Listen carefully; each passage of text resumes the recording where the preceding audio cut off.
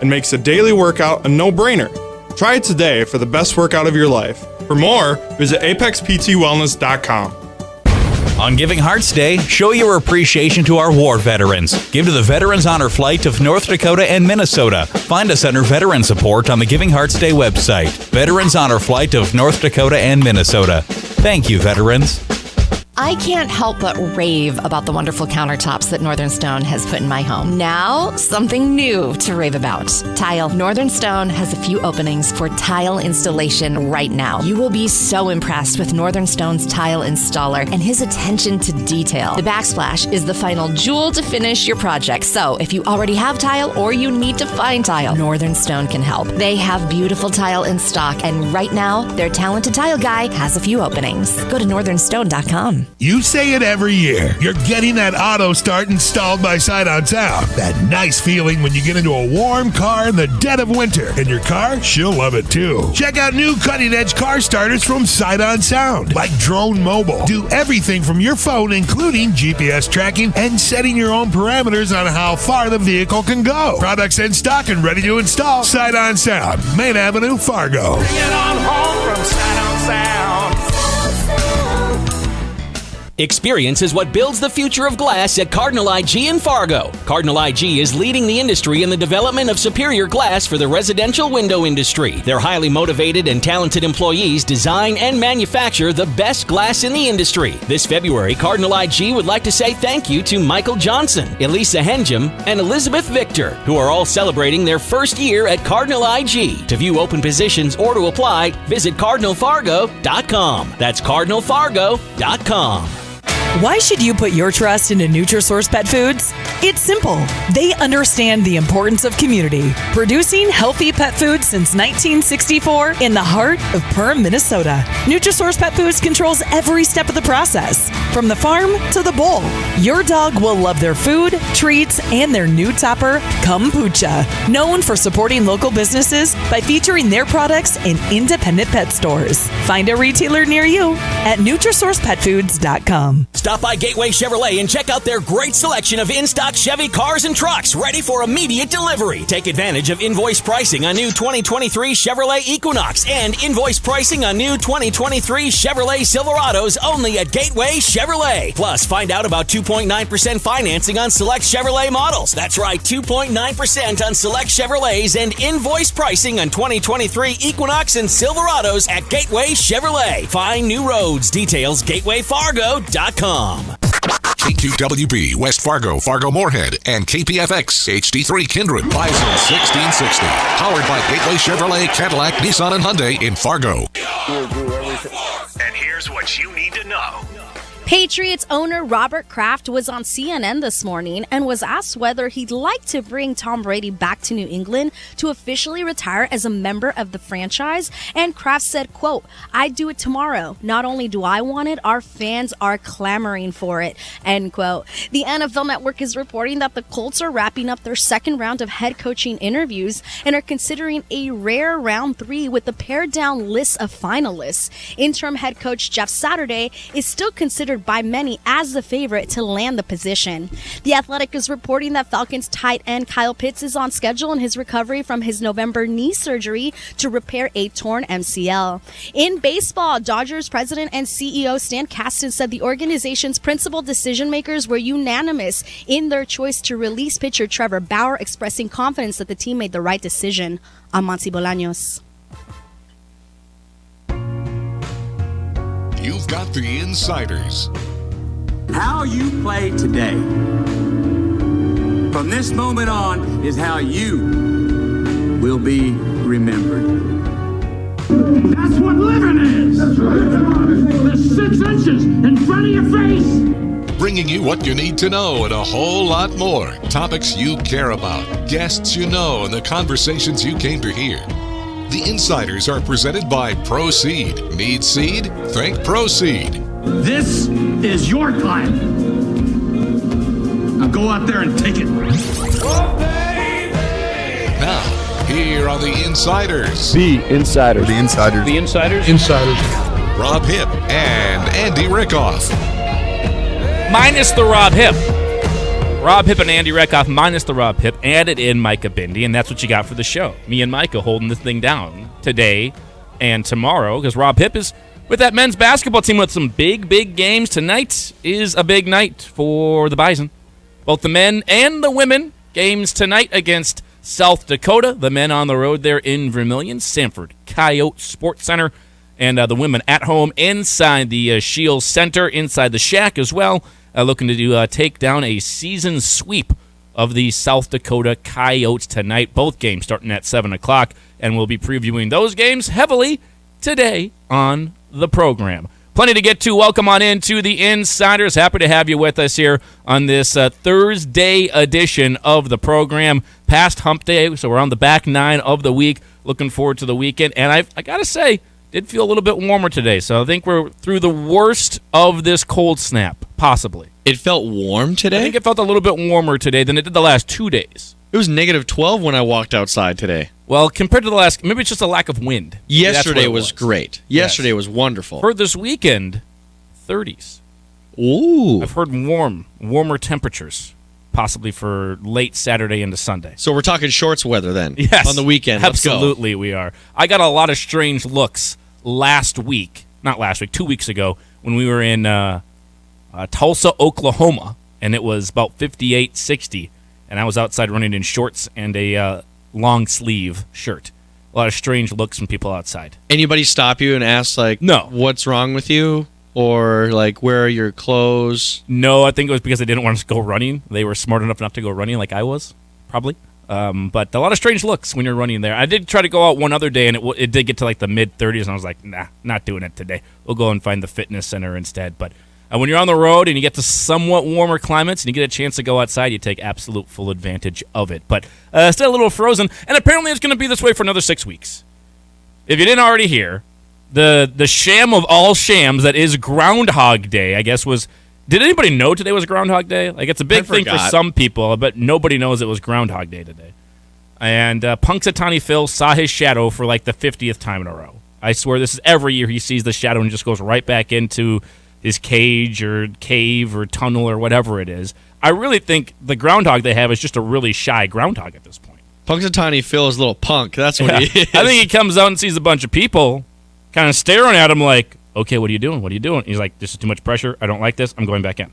I don't even think he sees the shadow. Every year, it's 6 more weeks of winter, 6 more weeks of winter. And for some reason, we believe these rodents, and they're never right.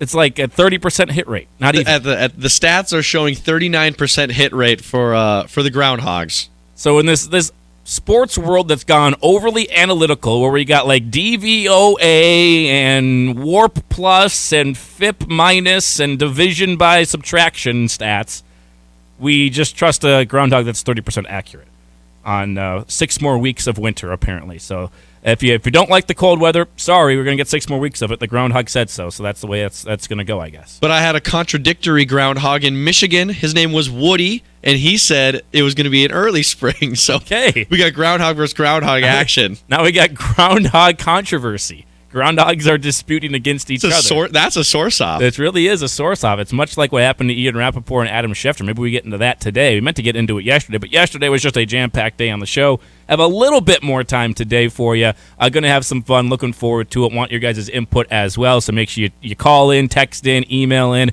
We do have the stream up, correct, sir? Oh, yeah. There you go. Stream worked well today, so it is up on our Horse Cam. You can watch on our Facebook page. Hello, everybody. Appreciate you watching there on our Facebook page, Bison1660.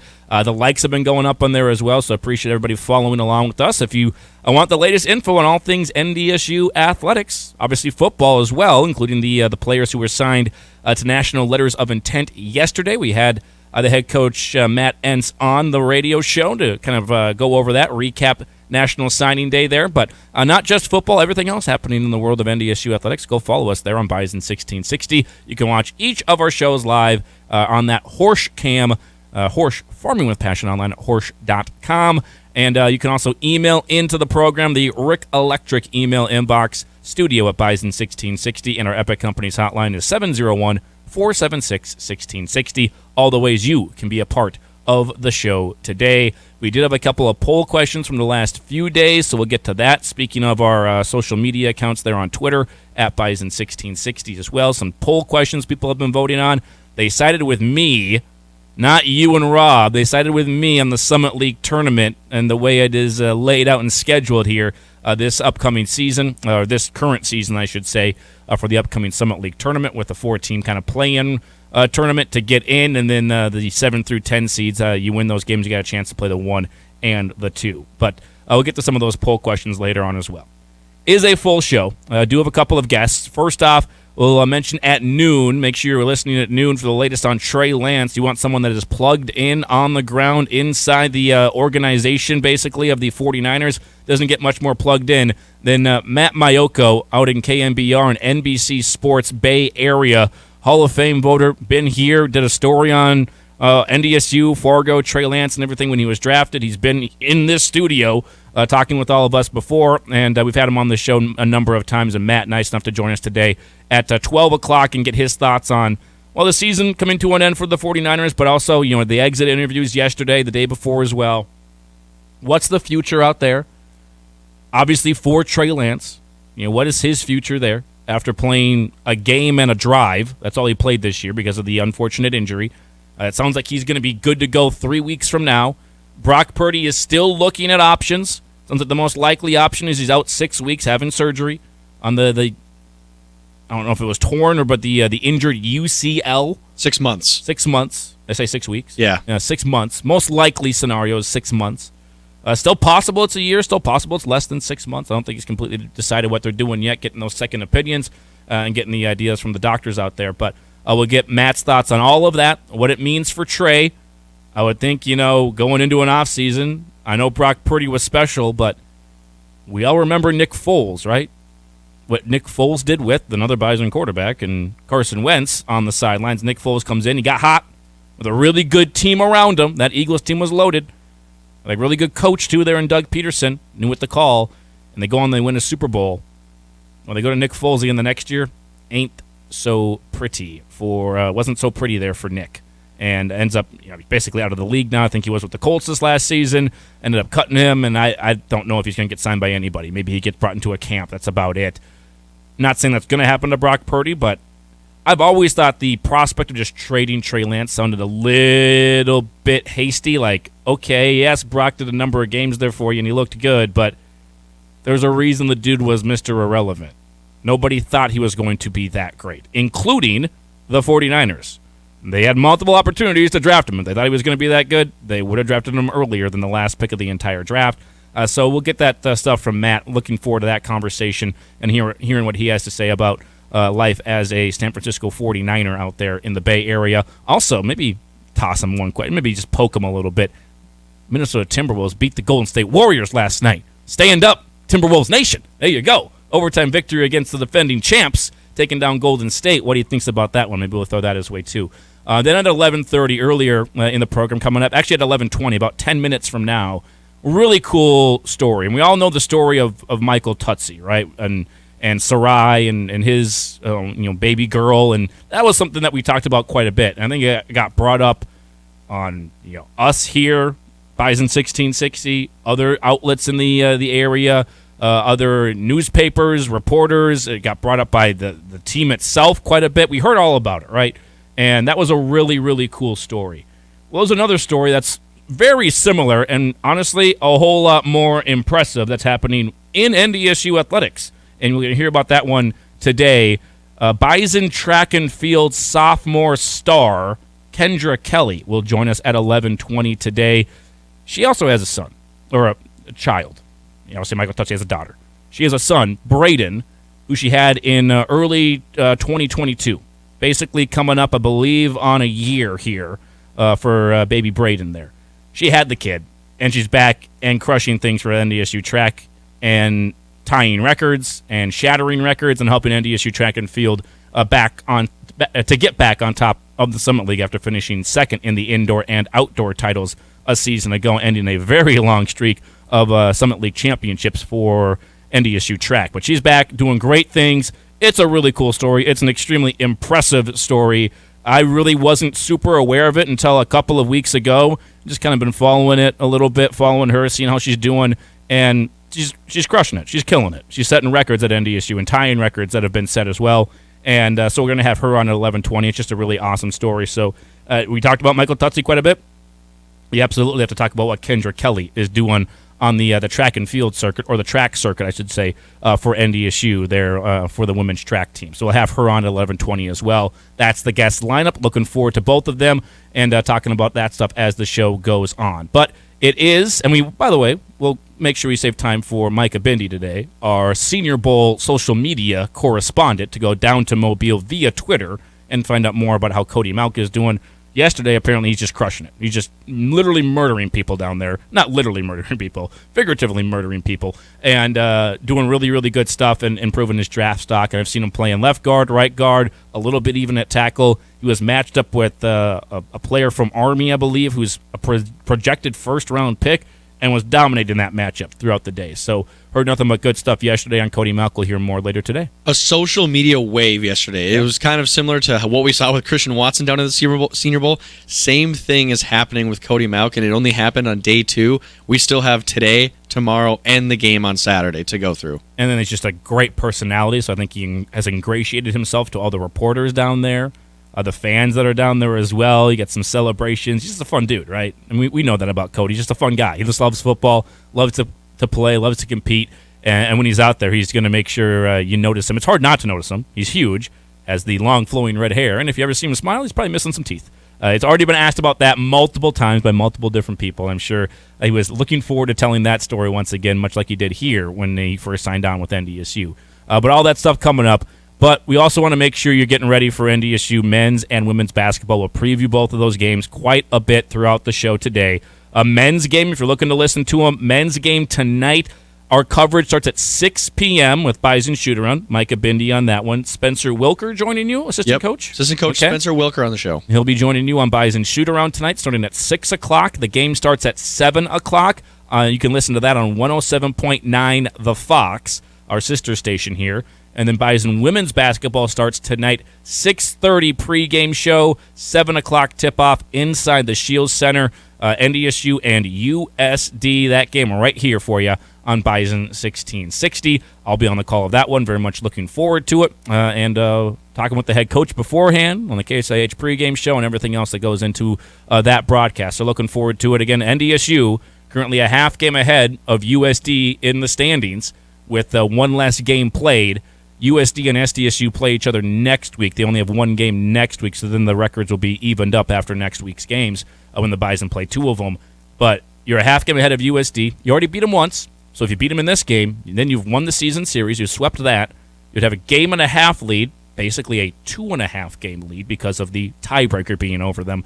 So a win tonight goes a long, long ways to NDSU securing what could be the 2 seed in the Summit League tournament. Now, Oral Roberts is still in the conversation. They're also just a half game back, and they have actually beaten NDSU this year, so they currently have that tiebreaker, and they've won 4 straight. But you still get to host ORU at home as well, so that would be a very big game at the end, towards the end of this regular season. But tonight would go a long, long ways towards NDSU getting a chance to be that 2 seed, which has a huge advantage this year, more of an advantage than they've ever had, because your first game isn't just against a well-rested team, it's against a team that has played the night before. And I would think that means that team is a little bit more tired. We had Brian Sean on earlier this week. He brought up a good point. Also means that team maybe has already played a game in the environment. They're a little looser, maybe less rusty. They're just coming in, having already played a game. Maybe they've gotten a chance to shoot in the arena where it's a different line, different depth perception that can throw you off a little bit. So it could be an advantage as well. We'll see how it plays out. This is the first year of this format, but I'll just say it's a bigger advantage because you're playing a team on a back-to-back instead of a more well-rested team in that first round. And then you also get the day off after your first round game before a second, and then hopefully it would be a championship round game for the Bison. I always try and think of, like, if you're the 7, 8, 9, or 10, you have to think, okay, we just have to get these 2 games done, and then we have the advantage of that day off. Yep.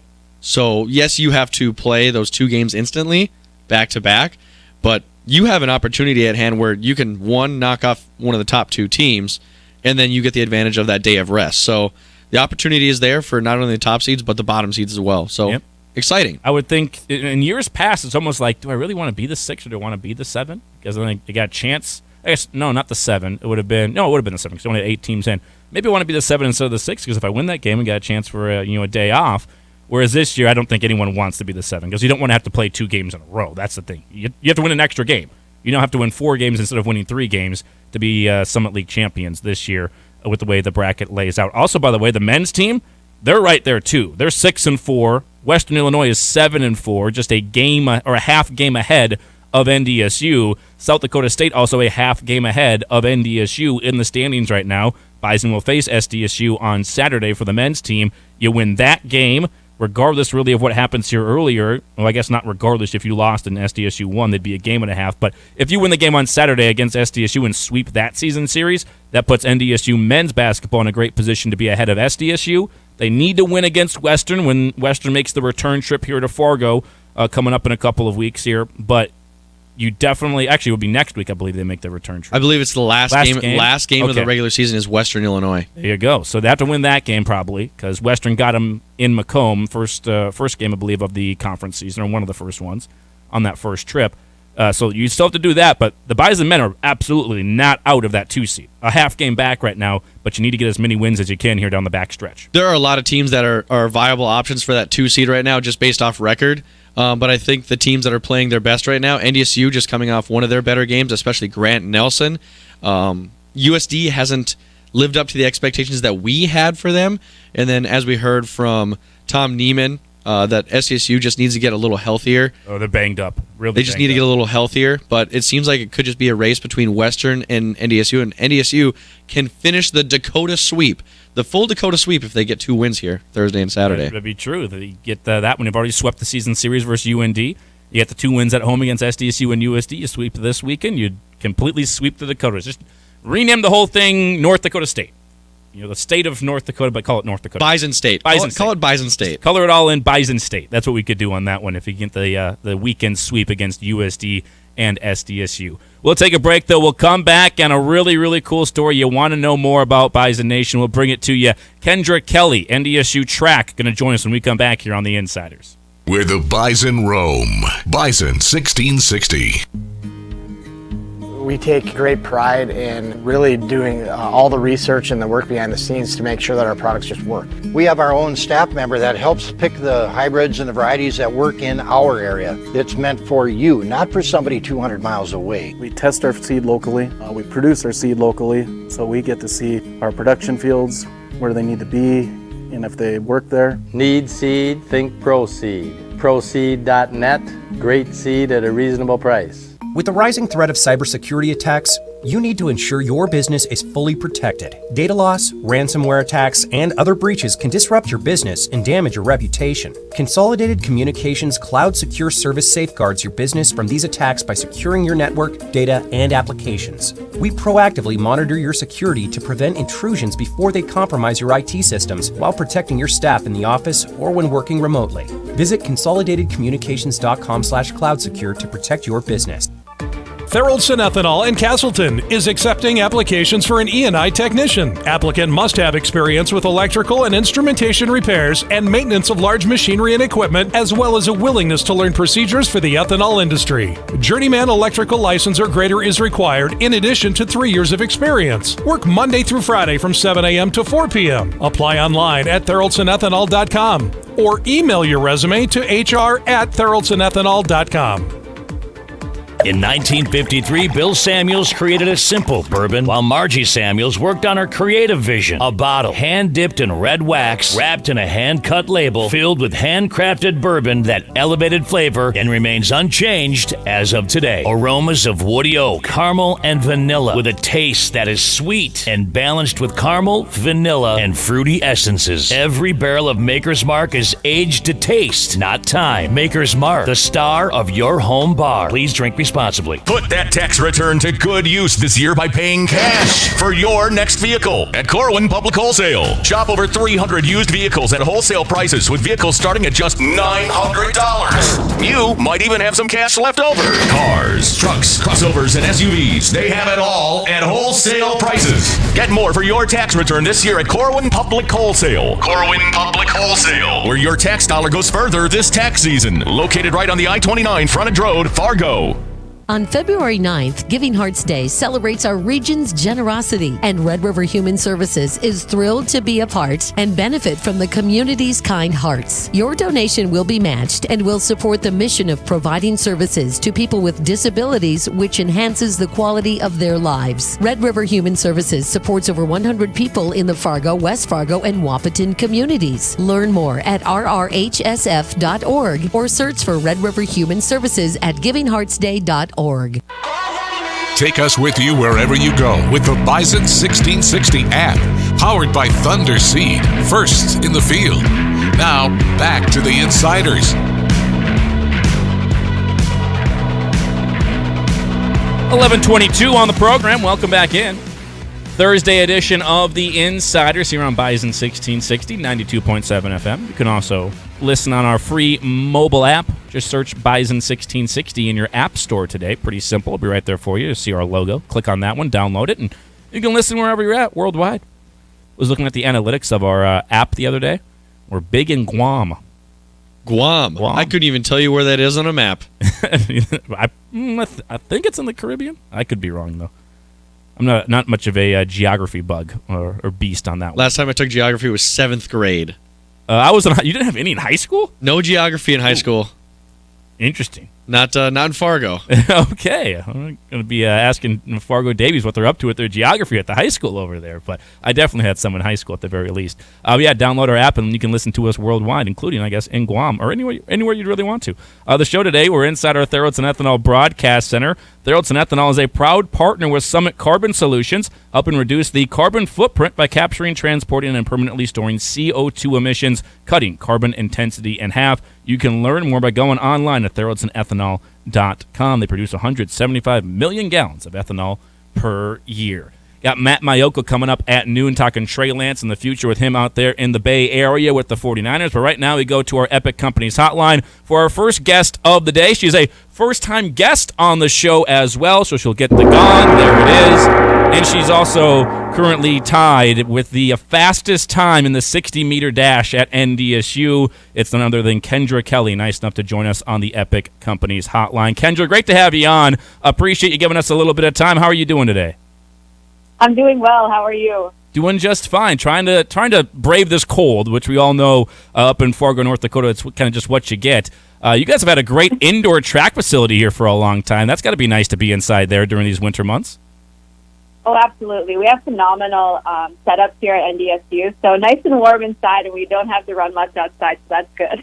Yeah, there you go. Well, we're having you on because, one, you're having a great year, so congratulations on that. But it's also just an incredible story with you and your son Braden and everything you've kind of been through here at NDSU. And I kind of was following this story the last couple of weeks. I know you did something with Bison Illustrated, too. That was a really good Q&A and a story that they put out. But just really awesome to hear that you're back and doing well. Obviously, Braden, is he coming up on a year? Is it getting close to a year for your son there? Yes, he just turned one. So crazy time flies so fast. I bet. So what was the birthday? Was there a cake? Did he dive into the cake at all? I got a nephew who's like 1.5, so I've been at a 1-year-old birthday party. I know what goes into it. Oh, yeah, we had a big birthday bowling bash for him. So all my teammates and coaches came out. We went bowling. He, of course, had some cake. It was really fun. There you go. That's awesome to hear. And for those that don't know, our listening audience that maybe doesn't know, Kendra Kelley, sophomore on the NDSU women's track team and doing great work this year as the Bison look to get back on top of things. You had a child, Braden, just a year ago, basically. Back here with the team. You took all of last year off, back with the team here now as a sophomore.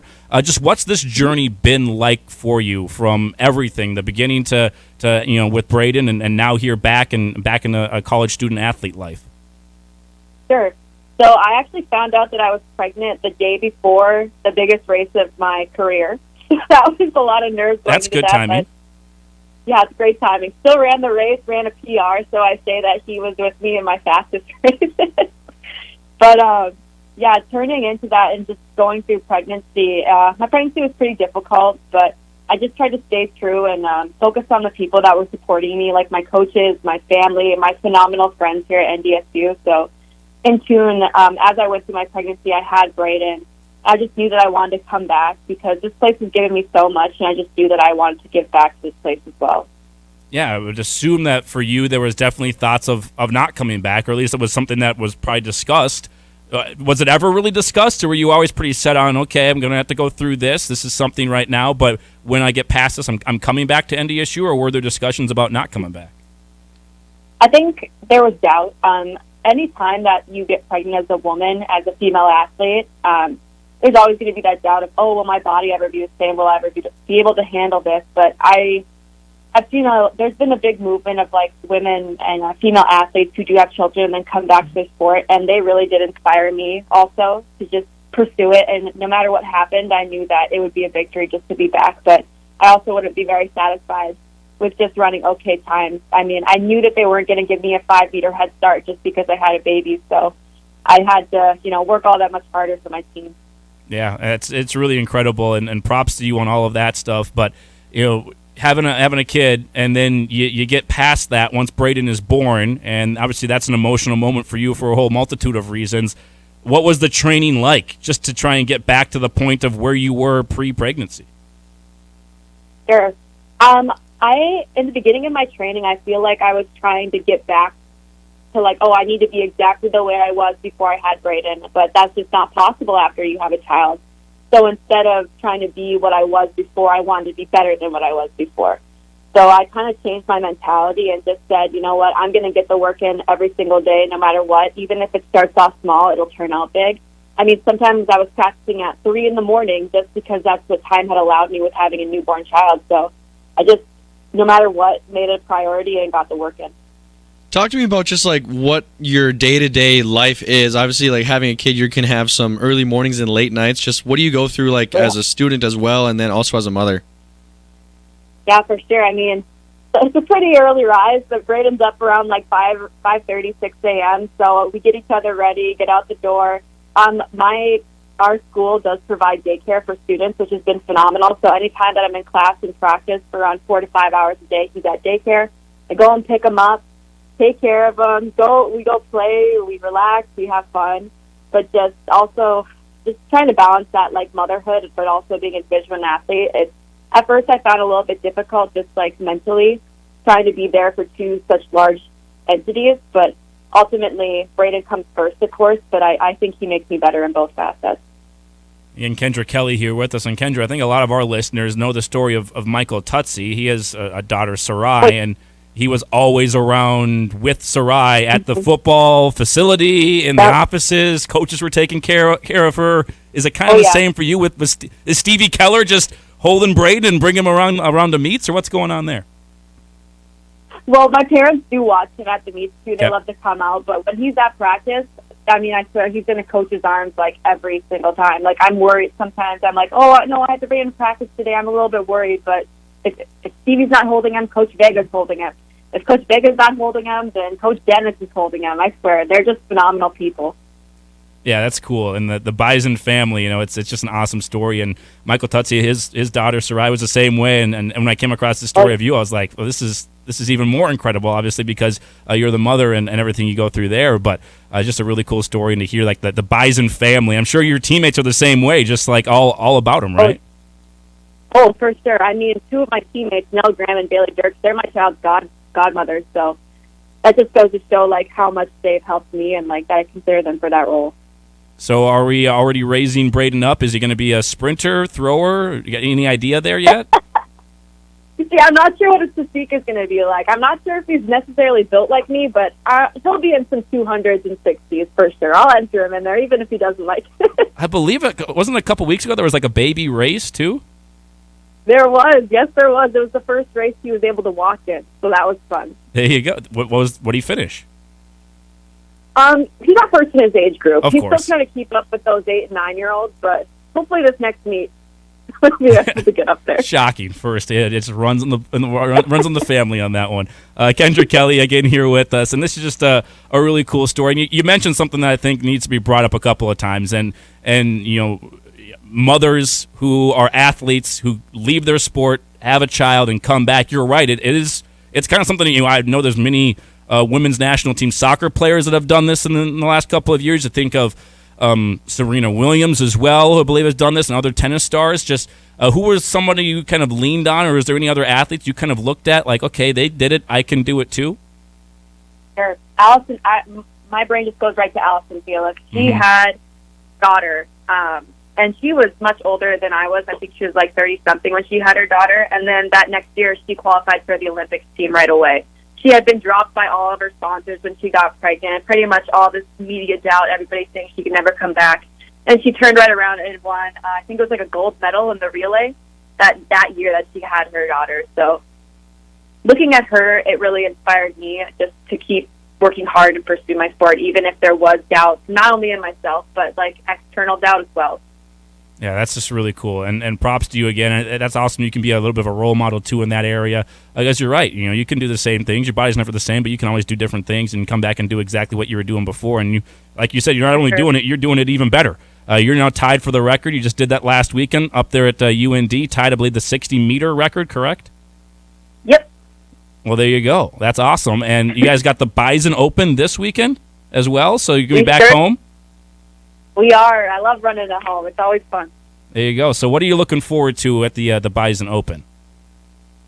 It's our last home indoor meet of the year, so I'm looking to finish strong at home. Then we're headed out to Tennessee, and then it's conference. So the season's kind of winding down here. I'm running the 200 this weekend. I'm .02 off the 200 school record, so I'm hoping to have an efficient time in that and just go to war with my teammates again. I'm a firm believer that parents accumulate a super strength when they become parents. Do you feel like that mom strength, and is that in you when you're competing in track and field? I definitely feel it. Yeah, I just think about how my body has gone through so much, and like that, a 400 is not as bad as a C-section. So I just tell myself that when I'm training or getting hard. I just remember a year ago, this is all I wanted to do. I just wanted to be here with my teammates working hard, and now I'm able to do that. So I don't take anything for granted and just always work hard and every day. That's awesome. That's a great attitude to have. And I'd ask you a question just about the team here in general, because we obviously know football's been dominant here. Some people know, most people do, but for those that don't, women's track and field, you guys have had a dynasty in the Summit League. Oh, yeah. It was like over a decade. I think it was 12 or 13 straight first-place finishes every year for indoor and outdoor. But last year it got snapped. It was second. It was second on the indoor and the outdoor. Is that some motivation I got to think this year to get back on top of things? Absolutely. And, for me, I felt a lot of guilt not being able to be down there with my teammates. But I think that just makes us even more hungry. I told my teammates this a lot. Anything that happened last year and where you were in your life last year, it doesn't matter. What matters is how we respond to something that may have not gone necessarily to plan. So I think that's a big motivator this year. And, once you get something taken away from you like that, you want it back. So there's just a different edge, not only to myself, but everybody this year. And I'm really looking forward to championship season.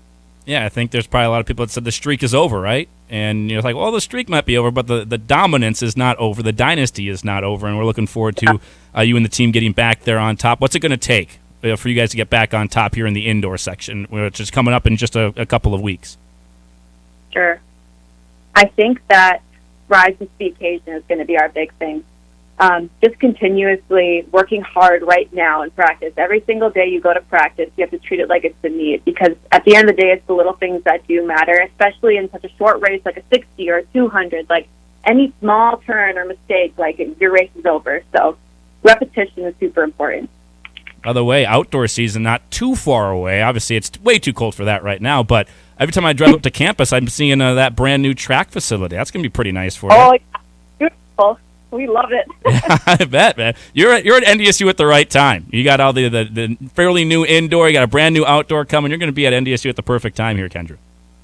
I know, right? It's great. Yeah, it's awesome. Well, appreciate you coming on with us. This is also an awesome story. I'll make sure we kind of keep following along with the team and with you as well. It's going to be really fun to see you ladies get back on top of things there in the Summit League. I'm thinking that's going to happen, and when it happens, you're going to have another cheerleader there on the sidelines with Braden cheering you on. So awesome story.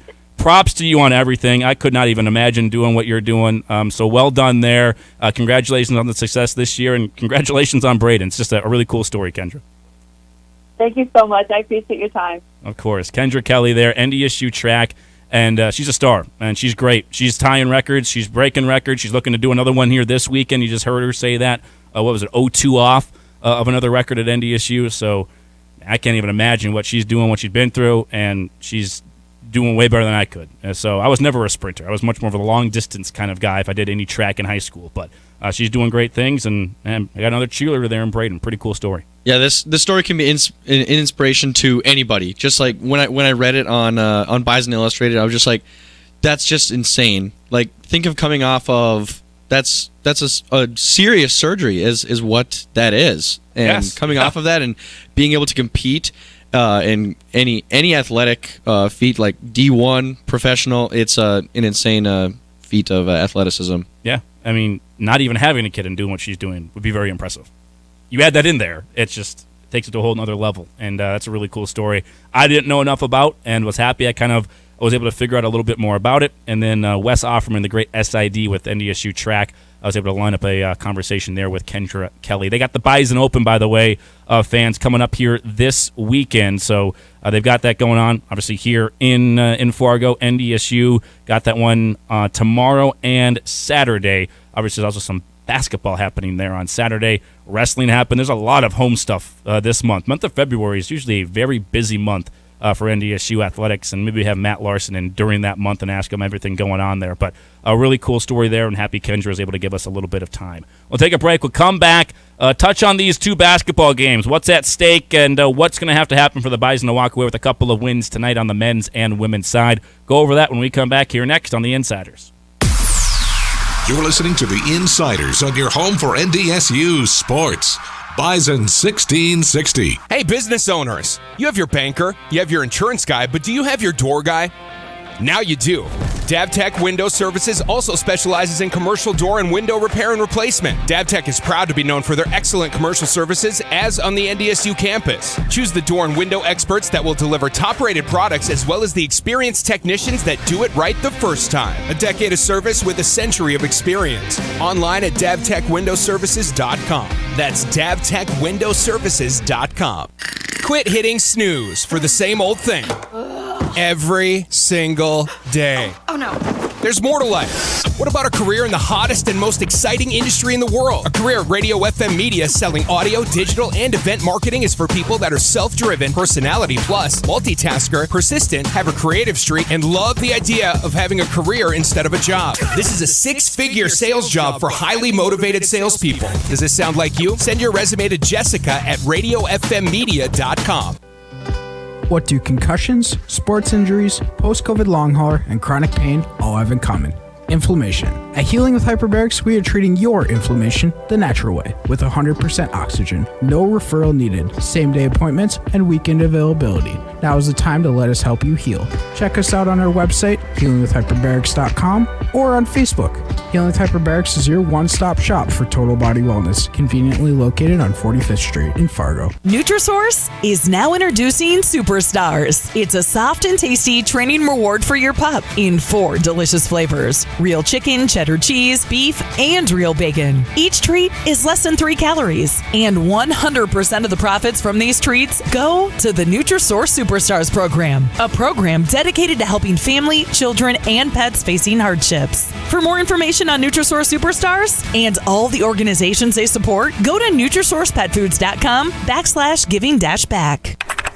And it's booked. Wait, what if my flight gets canceled or the room is terrible? Ugh, what am I doing? Travel always has specials on dream trips. They do corporate travel, honeymoons, everything. I'm booking with Travel just to be safe. This week's Travel hot deal of the week is Cabo San Lucas. Fly from Minneapolis to Cabo and stay 5 nights all-inclusive at the Reuse Santa Fe, March 1st to the 6th for $12.96 per person. Call Travel at 492-5000 or online at travelgroup.com.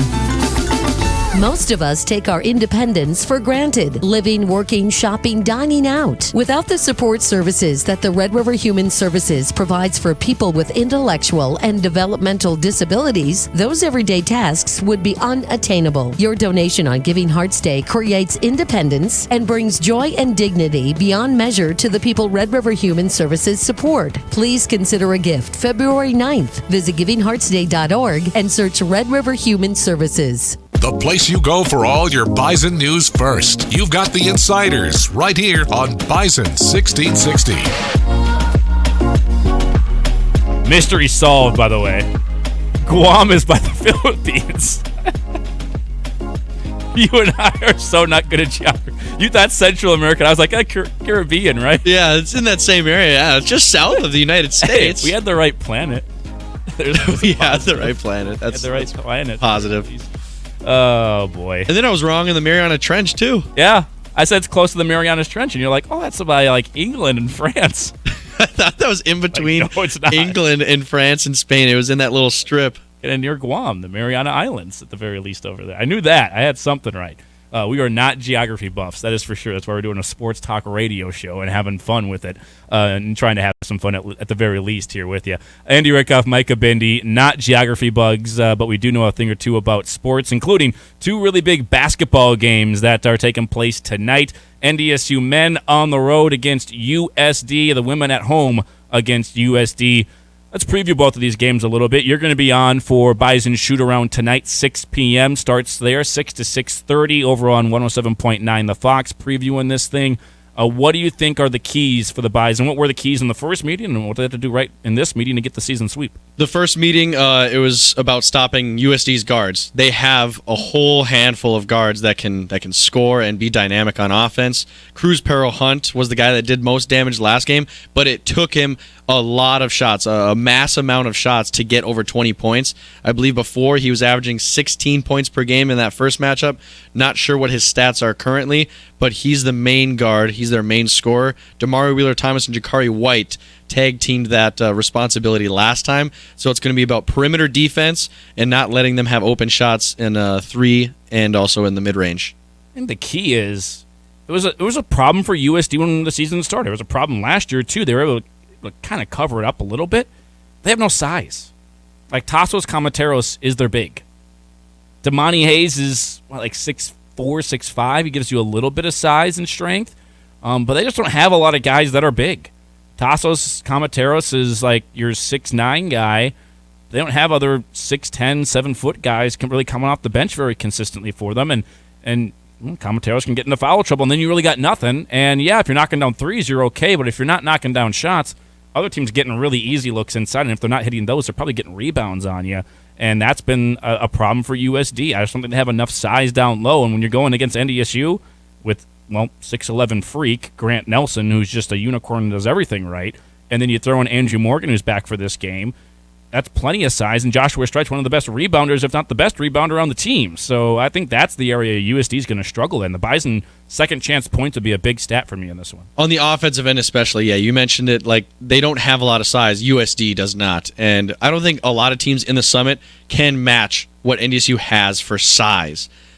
Because NDSU's playing two bigs. They're pretty much playing 2 5s. But Grant Nelson has the skills and ball handling skills of a guard compared, and then you match that with his 6'11" size, and then Andrew Morgan can get on a tear when he's on a roll. If he gets on a roll early in this game, which he should be somewhat fresh because he didn't play in this last one, had a family member pass away, but he's going to be back, so the body's going to be fresh, so I'm excited to see Andrew Morgan back on the hardwood. Look at the last game, NDSU. I mean, this is the rebounding numbers.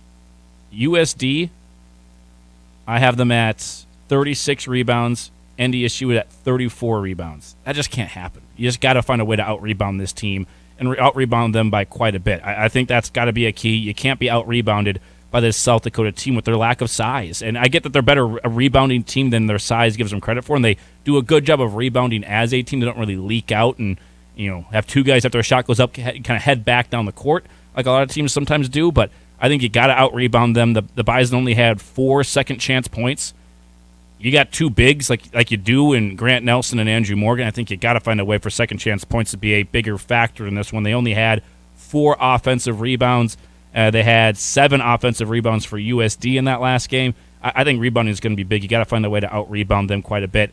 And then you just need your guys to be your guys. You need Grant Nelson to do what he does. You need Bowden Skunberg to have another one of those just consistent games. You don't always need Bowden to go off for 24, 25. He has, and he's capable of that, but give me 15. As long as you're not in the single digits. Like, I'll take 15 from Bowden every single game, thinking that Grant's going to do what Grant's going to do. Can you get another good game from Jakari, who's been a little bit down here as of late? I was really, really liking Jakari White early on in January. Still like him, but it hasn't maybe necessarily had those stat numbers that we all look at. I know he's probably still affecting the games in other ways, but when you look at the box score, you're like, it wasn't quite the same game we're accustomed to from Jakari. And then the three-point shooting's really started to come around here last 3 or 4 games. The last 2 road games that NDSU had was Denver versus Omaha. NDSU shot over 50% in each of those games, and that's tough to do on the road.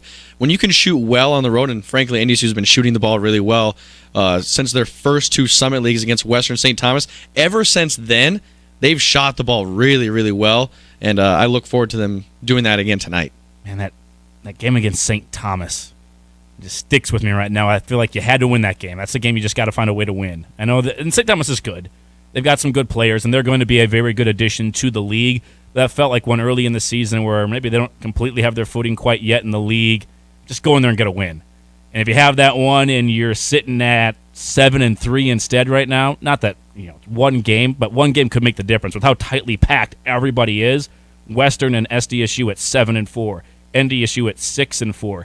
Kansas City 6-5. Then you have a bunch of teams at 5-6, or sorry, a couple of teams at 5-6. But like that group from USD, St. Thomas, Kansas City, NDSU, SDSU, and Western, all within basically 2 games of each other right now. One game can make a huge difference. And we have to mention that since Kansas City beat the Bison in Fargo, they have to go down to Kansas City, which is a tough place to win. It's a weird environment. And just the way that Kansas City plays basketball, it's tough. It's nose to the grindstone. It's just... They'll muck it up a little bit. Yeah, it's just everything is just out of sorts. Nothing feels in rhythm.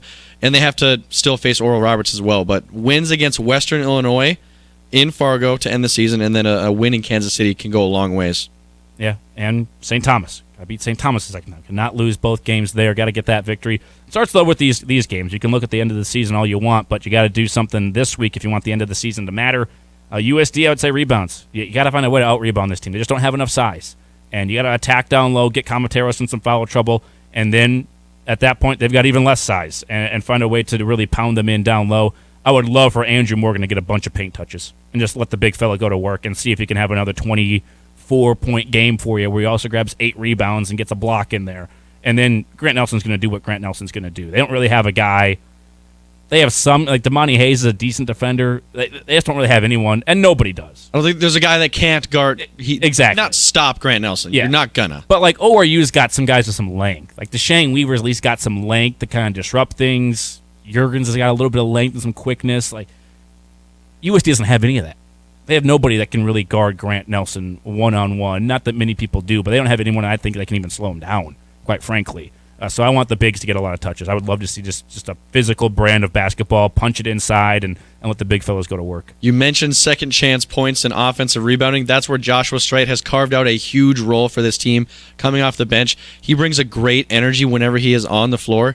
He is the most energetic guy, and when he's diving on the floor, getting loose balls, getting offensive rebounds, providing that energy on the offensive and defensive end, this team follows that, and they just feed off of it. I'm just looking again. Comateros is at 6'8". Miles Branch is a freshman. He's not playing a lot, 6'9". That's the tallest. That's their height. I mean, that's literally like all of it. They have some tall-ish guards. Their guards are still around 6'3", 6'4", so they have good guard size, but their big size is nothing compared to NDSU. Cruz Hunt 6'3". He's got a little bit of size to him. Damani Hayes, like I mentioned, like 6'5". And he's a decent defender too. But I just think this is a game where if you have a 5 to 6 inch height advantage like Grant Nelson and Andrew Morgan are going to have against some of these guys, then you got to find a way to make them pay for that and pound them inside. And that's been an area I think NDSU's been really good when they've won games the last couple of weeks. They've been really good inside and once you get inside, then it's going to open up threes because USD's going to have no choice. If Grant Nelson and Andrew Morgan are just punishing them inside because of a lack of length inside and lack of physicality, they're going to have to double team. And that's when Bowden Scunberg and Tajavis, or Travis, as Rob likes to call him, and DWT are wide open for threes. And then you're good, because those guys have been knocking them down. Absolutely. This team has so many ways that can score offensively, and when you get worried about, I want to see what USD tries to do against Grant Nelson, because UND didn't try and double him at all in that game. They never sent a double team. Nope. I wonder if USD will send that here tonight. It's going to be interesting. Again, that game gets going at 6 o'clock. Our coverage starts over on 107.9 The Fox. On the women's side, another huge game, because you win this one, that means you're going to be in prime position to have the 2 seed in the Summit League tournament. We've already laid that one out for you. But NDSU, coming off a game where they didn't play very well. I know there was that 4-game losing streak in non-conference play, but in conference play, when they've lost a game, which has been rare, they've been very good at bouncing back. Lost badly at SDSU. Go on the road to USD, who had a 43-game home winning streak against conference opponents. Beat them in their place. That's a huge bounce back. That's a great win there. Last road trip, they lose at ORU. Go on the road and beat Kansas City. Get a victory there in a tough, hard-fought game, weird environment, but find a way to win. Even though Heaven Hamlin didn't have a great game, found a way to win. That was very important. Just lost to UND. This team has responded really well from losses so far this season. I'm looking forward to seeing how they can respond from that loss against UND. They didn't shoot the ball well. That was uncharacteristic of the way they typically shoot the basketball. So I'm looking forward to seeing what they can do in this game as a bounce back for you. I know we've mentioned it multiple times.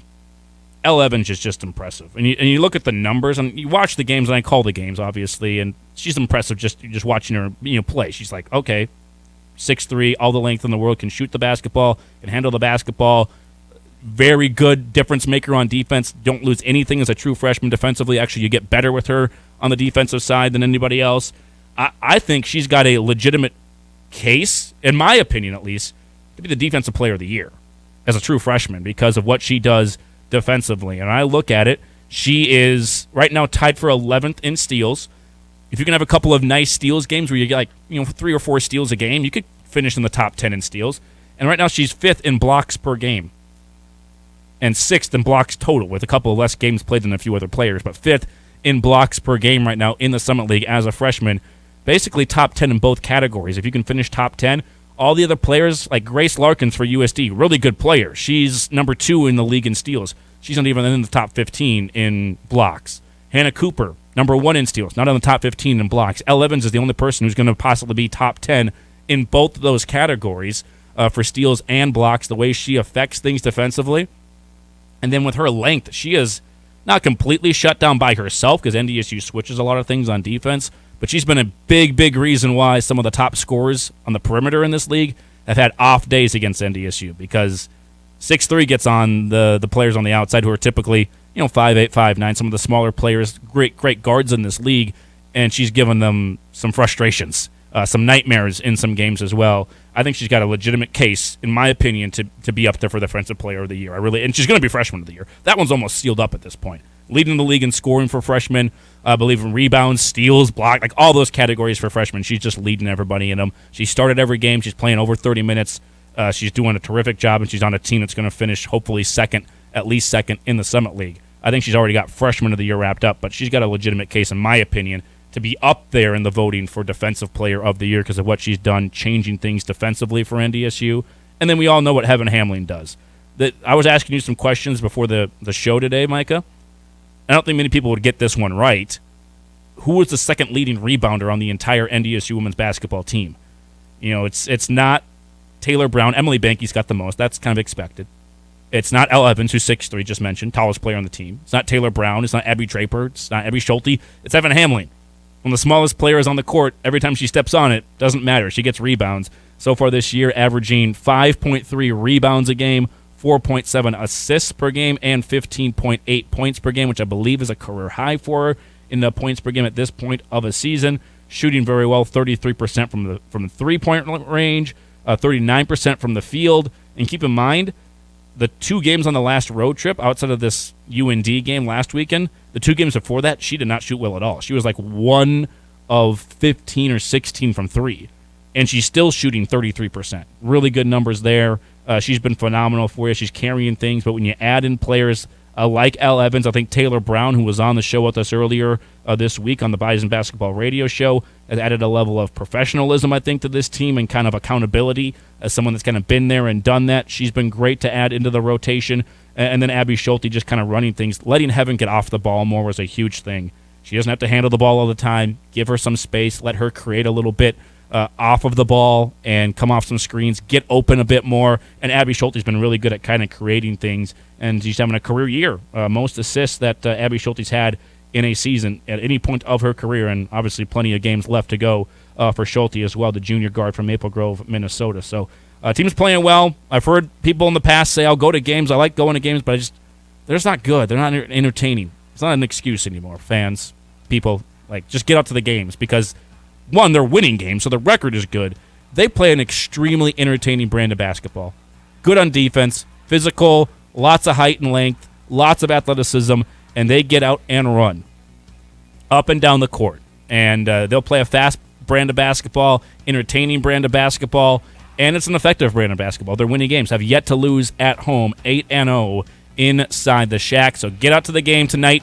Again, 7 o'clock, that one tips off. Our coverage starts right here on Bison 1660 at 6:30. So make sure you head out there. 2 big games for Bison basketball tonight on the men's and the women's side. Looking to put a big stamp on possibly getting that 2 seed for both the men and the women, which would be a huge advantage here this season.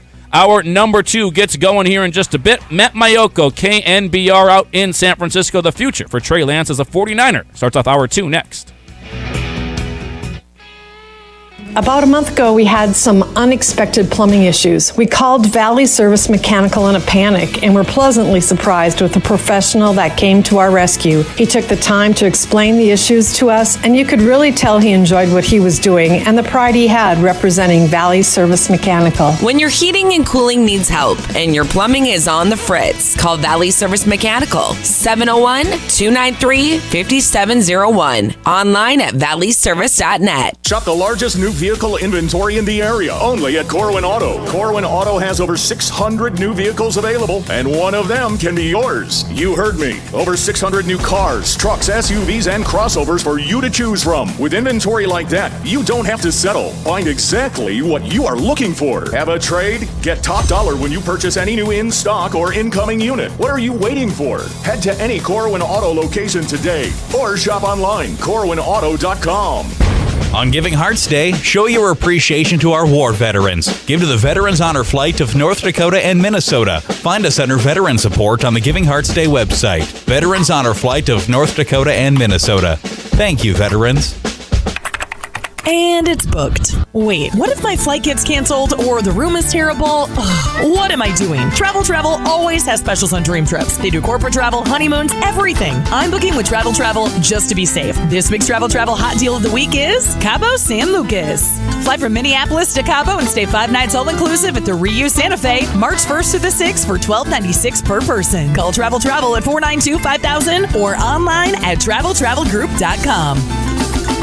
Dakota Refrigeration, now known as DRI, has been serving Minnesota, the Dakotas, and Montana for over 4 decades. Locally owned and operated since 1974, DRI is a full-service source for your refrigeration, heating, ventilation, air conditioning, and electrical service needs. From the entryway to the kitchen, from hot to cold, from dreary to bright, DRI has you covered. DRI, formerly Dakota Refrigeration, with locations in Fargo, Bismarck, and Minot, online at dacref.com. CHI Friendship is participating in Giving Hearts Day on February 9th. Every donation will be matched up to $15,000 and used to enrich the lives of people with disabilities. And join CHI Friendship at their chili feed from 11 to 1 on Giving Hearts Day at their Fargo location. When it's time to make your next move, turn to Todd Kettermas with Beyond Realty to put the full court press on your home search. Whether you're looking for a quiet home in the suburbs or something downtown, let Todd Kettermas run the point for you in the search for your dream home. Call Todd Kettermas with Beyond Realty today or visit him at 4832 Amber Valley Parkway in Fargo. Todd is a proud partner and the preferred realtor of NDSU Athletics. Todd Kettermas with Beyond Realty, moving the herd one home at a time. KQWB West Fargo, KPFX HD3 Kindred, and K224FD Fargo. Bison 1660, powered by Gateway Chevrolet, Cadillac, Nissan, and Hyundai in Fargo. And here's what you need to know. Patriots owner Robert Kraft was on CNN this morning and was asked whether he'd like to bring Tom Brady back to New England to officially retire as a member of the franchise. And Kraft said, quote, "I'd do it tomorrow. Not only do I want it, our fans are clamoring for it," end quote. The NFL Network is reporting that the Colts are wrapping up their second round of head coaching interviews and are considering a rare round 3 with a pared down list of finalists. Interim head coach Jeff Saturday is still considered by many as the favorite to land the position. The Athletic is reporting that Falcons tight end Kyle Pitts is on schedule in his recovery from his November knee surgery to repair a torn MCL. In baseball, Dodgers president and CEO Stan Kasten said the organization's principal decision makers were unanimous in their choice to release pitcher Trevor Bauer, expressing confidence that the team made the right decision. I'm Monty Bolaños. You've got the insiders. How you play today, from this moment on, is how you will be remembered. That's what living is. That's right. The 6 inches in front of your face. Bringing you what you need to know and a whole lot more. Topics you care about, guests you know, and the conversations you came to hear. The Insiders are presented by Proceed. Need seed? Think Proceed. This is your time. Now go out there and take it. Now, here are the Insiders. The Insiders. The Insiders. The Insiders. Insiders. Rob Hipp and Andy Rickoff. Hour number 2, rolling right along for you on a Thursday edition of the program. Appreciate everybody out there listening to us, whether you're listening on Bison 1660 AM or 92.7 FM. Maybe on that Bison 1660 free mobile app we mentioned as well. We did figure out during the show that Guam is not in the Caribbean. It's out by the Philippines. We both had a good laugh at that one. Not geography buffs over here. You can also be listening on Bison1660.com, our website. So many ways to take us in. You can also even be watching the show live on our Facebook page, on our Horse Cam. Hello.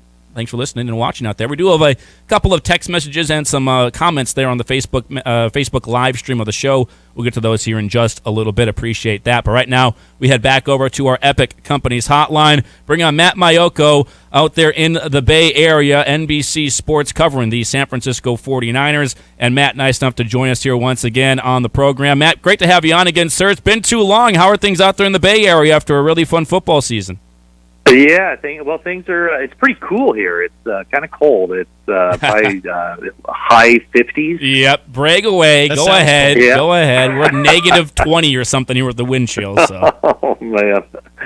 Oh yes. Well, no, you're right though. It was a very fun season, very unexpected.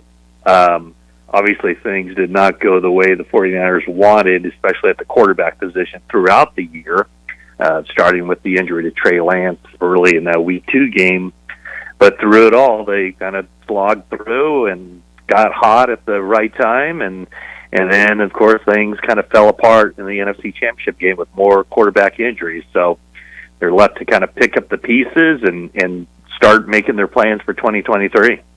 Yeah, I mean, it's incredible what's happened with the 49ers. I mean, when you go back and really look at it, you can just say this year is by itself ridiculous that you had Trey Lance's injury in Week 2, then you have Jimmy Garoppolo go down, and then Purdy gets hurt in the NFC title game. You're still able to get to the NFC title game. You can go back even further than that, though, Matt, and you've covered football for a long, long time.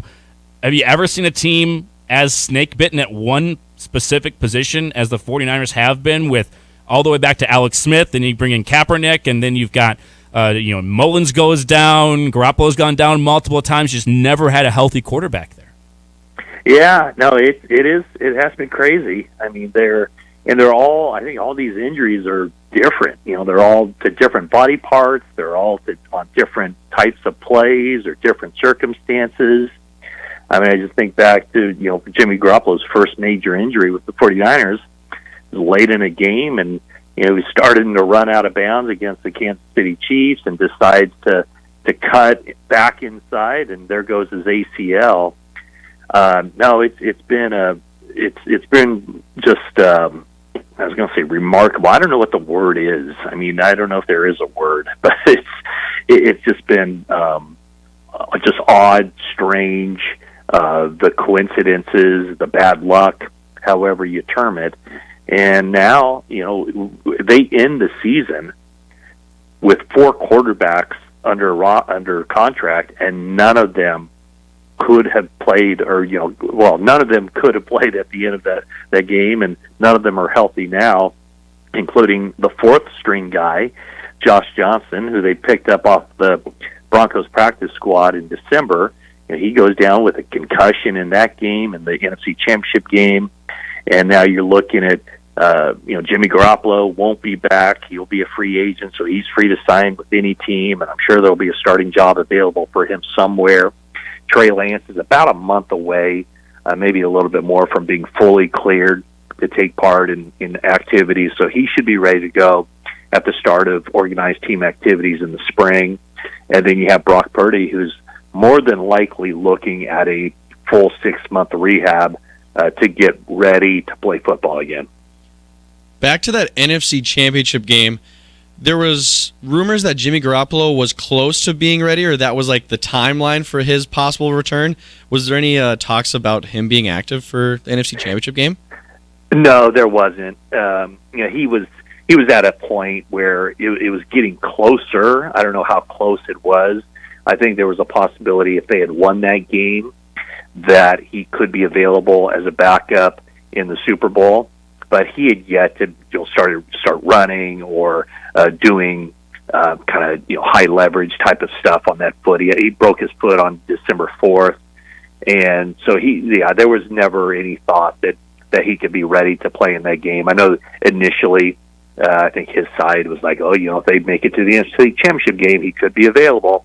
That wasn't reality. Potentially, and I think it still would have been a long shot for him to be active and in uniform for the Super Bowl. So, there's no second guessing or anything of that nature. I mean, he had not practiced, and he did not practice at all, has not practiced at all since he had that foot injury. Man, if he had been active and then Purdy gets hurt and he comes back in and wins an NFC title, I would start worrying about voodoo dolls or something. There's just too many stuff there, too much going on. Well, there was actually a point where when I saw that Purdy wasn't coming out for that next series, there was a point where I thought, if Josh Johnson wins this game, wouldn't that just be perfect?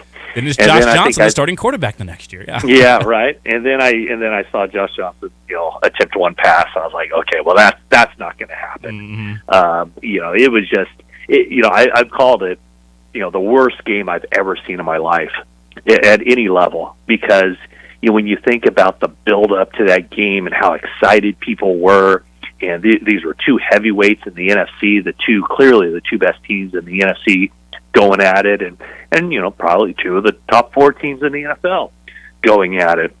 It was going to be a really good game. It was a great matchup. And then to have a situation where basically in the entire second half, the 49ers are playing catch-up, yet they're playing catch-up with a quarterback who could not throw a pass. It just turned into an unwatchable game. The Eagles fans, rightfully so, were thrilled, and they were partying in the streets of Philadelphia after the game.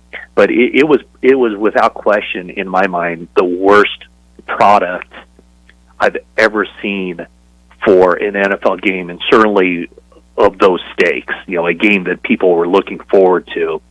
You could watch a 8th grade flag football game, and if a team is down by 3 touchdowns, they would have a better opportunity of throwing passes than an NFL team did on Sunday in the NFC Championship game. So it was just thoroughly unwatchable.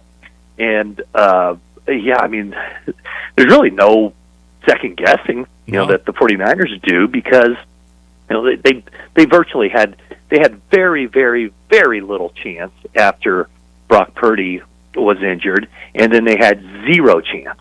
Less than 0. I don't think there is such thing as less than 0. But, I guess there is, because I've looked at your guys' temperatures there in Fargo.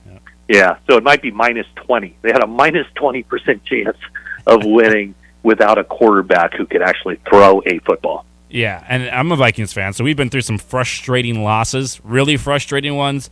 I can't imagine the frustration for 49ers fans when you get to that point, and now we're basically in this game without a quarterback. Like, it's one thing to lose, but to lose where you felt like you were never even given a chance. You don't really know who the better team is there.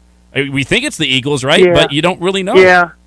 And that's, I mean, the 40, people around the 49ers were very conscious about saying, not taking anything away from the Eagles because they're a really good team. But, in their minds, of course, there's no definitive answer that they were the second best team on that field. I mean, they certainly were by how the game played out.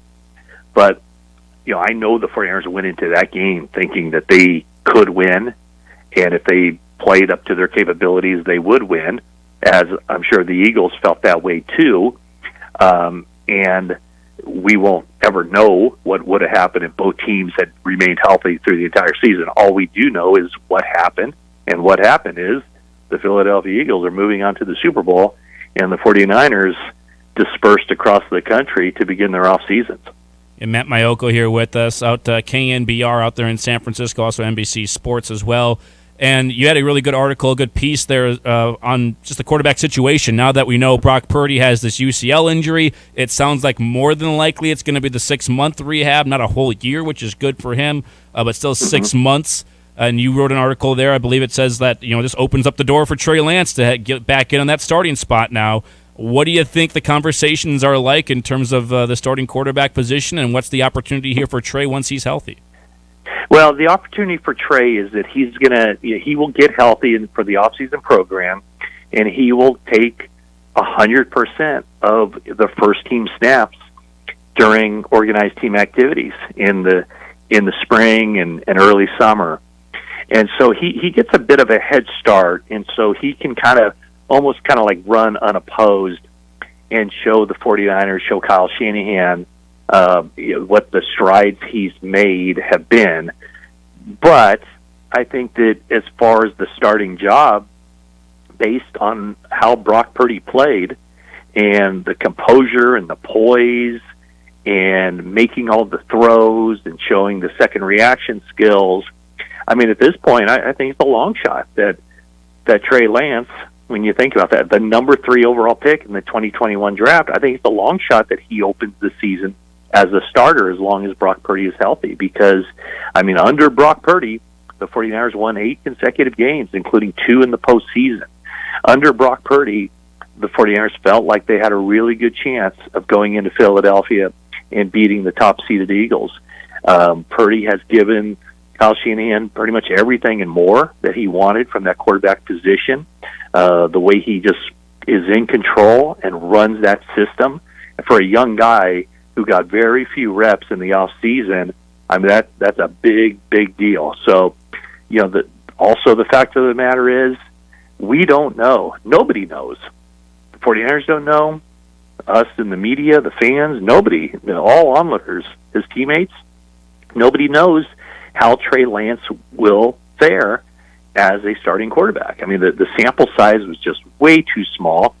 Even the game he did play last season was in a monsoon. They lose to the Chicago Bears, and it was just nothing you could do to really form an opinion of what he's going to be like as a quarterback. So Brock Purdy has played far more football in recent years, in the past 5 years, than Trey Lance did. And that's going back to North Dakota State. I mean, Trey Lance only played 1 season.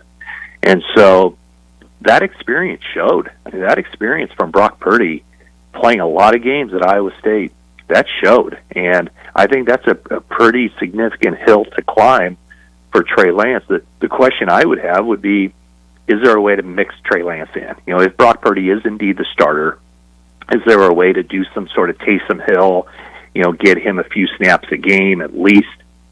That's what the 49ers tried to do last year, 2021 season, with Jimmy Garoppolo and him. They started out that season doing that, and Trey Lance Kyle Shanahan ultimately scrapped that idea. But it'll be interesting to see if they revisit that situation, because you invest what you did to get Trey Lance. You want to make him a contributor. You want to see a little bit of him. And that, to me, right now, that's the most likely scenario where we get to see a steady dose of Trey Lance in the 2023 season. You're not the first person to say something like that where it seems like it's Brock Purdy's job as long as he comes back and is healthy. The one thing about it, Matt, and it's weird how history repeats itself, right? Because us around here, we remember Carson Wentz goes to the Eagles, is having an MVP-like season, and then what happens? He gets hurt. Nick Foles leads them to a Super Bowl, and everyone thinks Nick Foles is great. Well, a couple years later, Nick Foles is basically out of the league, and we know he had no staying power, even though he had that really hot run, right? A 2-month stretch of really, really good football. And Brock Purdy, I think, is better than Nick Foles. I think he has a brighter future there. But there's a reason he was Mr. Irrelevant. There's a reason everybody, including the 49ers, passed on him a lot. So it seemed kind of risky to just hand things over to Brock Purdy and not knowing if this is maybe just more of a flash in the pan. Yeah, I mean, I totally understand that. And I think the reasons that he was the 262nd out of 262 as far as the draft pick goes because of his size. I think his perceived arm strength. But what the 49ers did not know when they selected him, or else they would have selected him a lot earlier in that draft, was just his processing skills and the way he sees the quarterback position, the calmness under fire, the accuracy on the short and intermediate passes, his handle of the offense, his ability to make off-script plays. He several times in his games, he would go to receivers not even in the progression because they were open.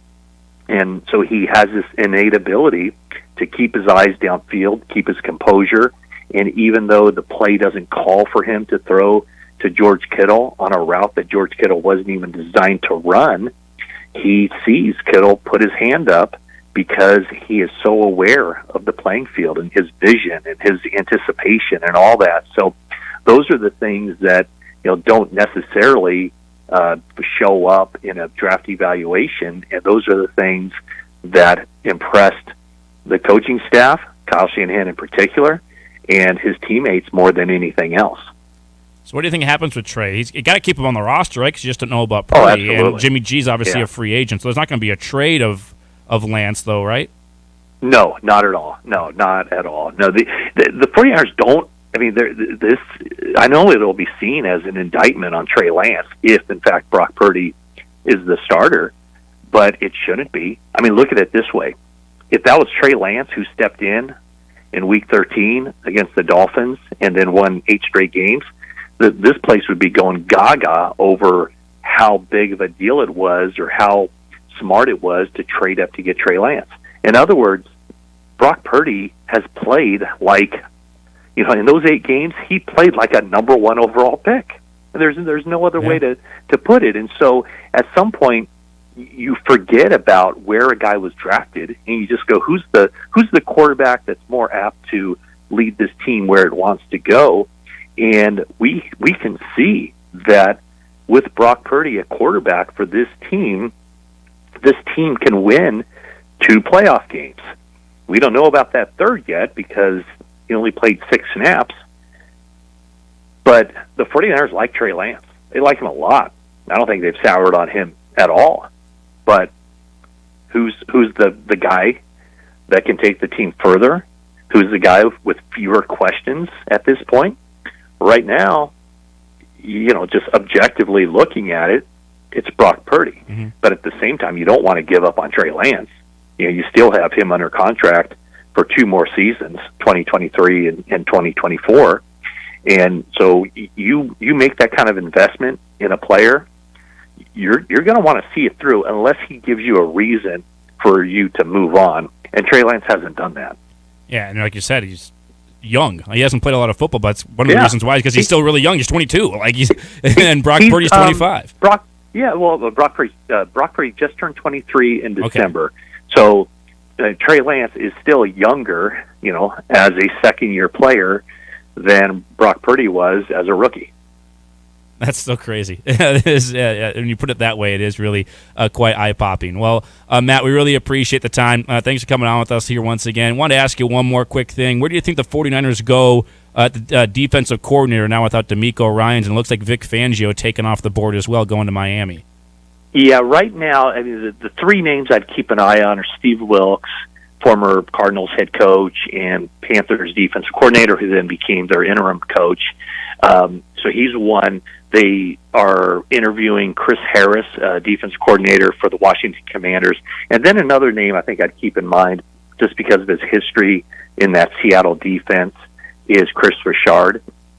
He was just let go as a Saints defensive coordinator. So those right now are the three names to keep an eye on.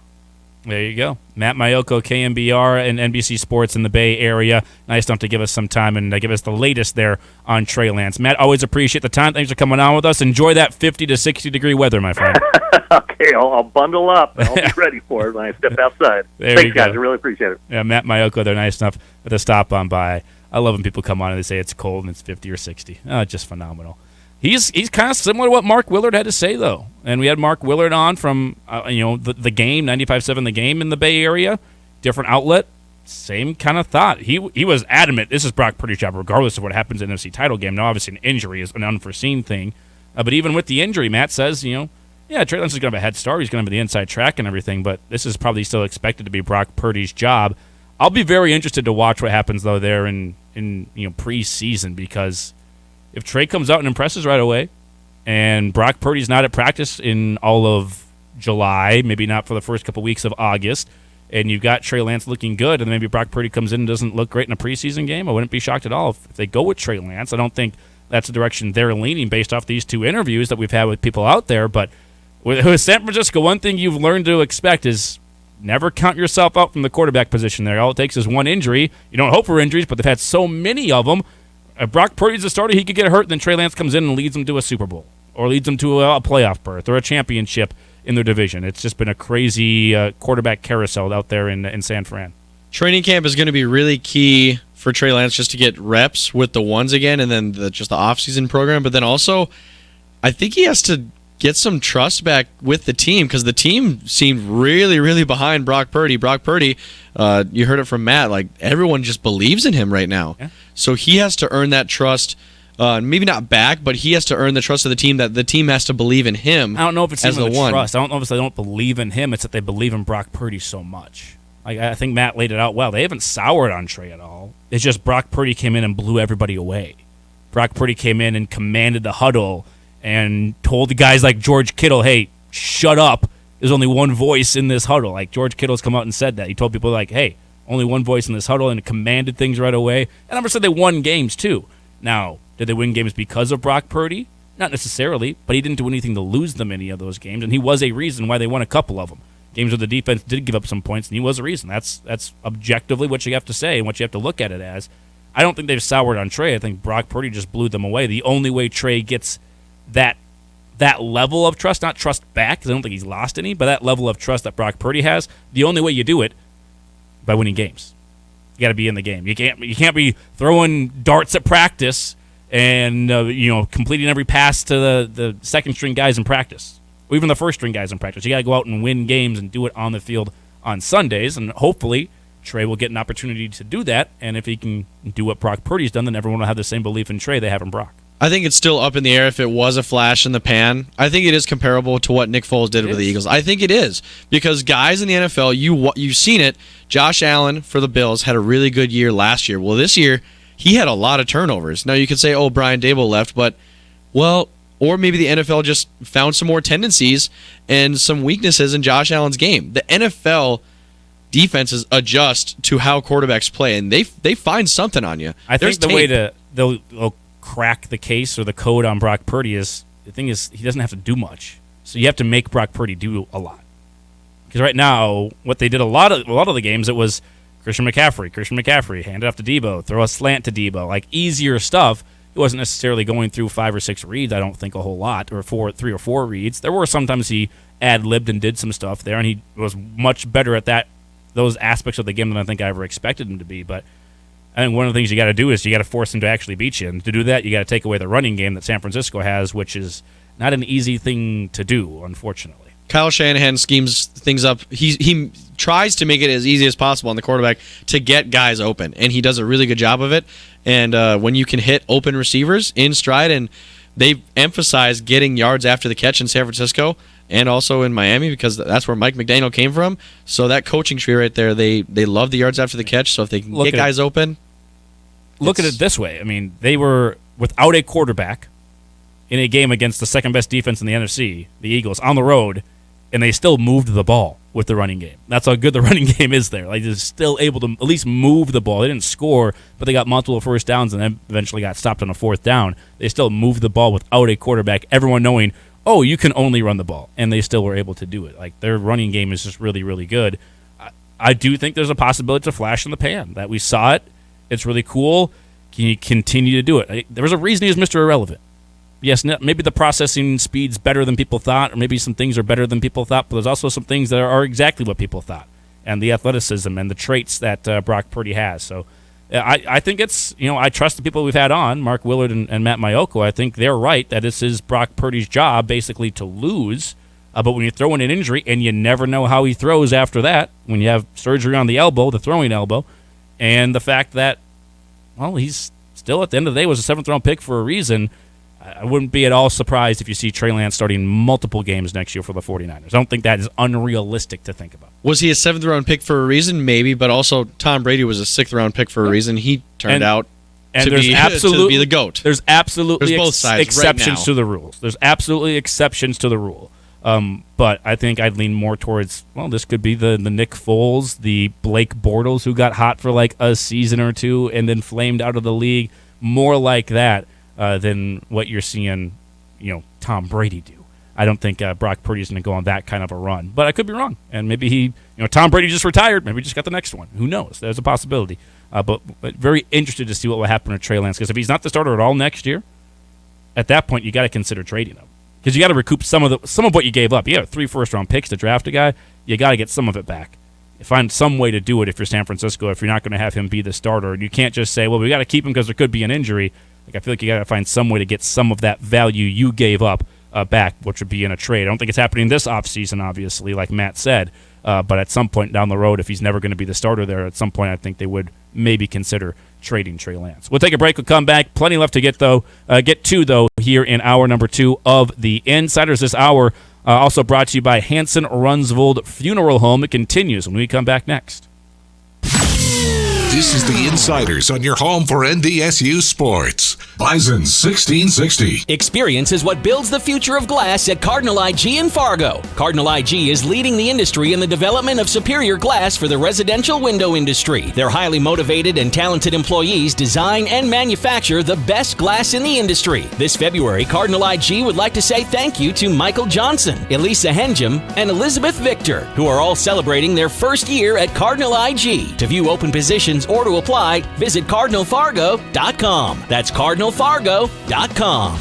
The new year brings new goals. This is Scott Zlondik with Cornerstone Bank. This is a great time to review your ag operation financing for the year. Cornerstone Bank offers an experienced team that you can turn to as you navigate through 2023. We're a locally owned and managed community bank. We've been specializing in ag banking for generations. Whether you're looking to save, borrow, or spend, at Cornerstone Bank, we find the best financial options for business, ag operations, and your personal needs. Come see us at Cornerstone Bank.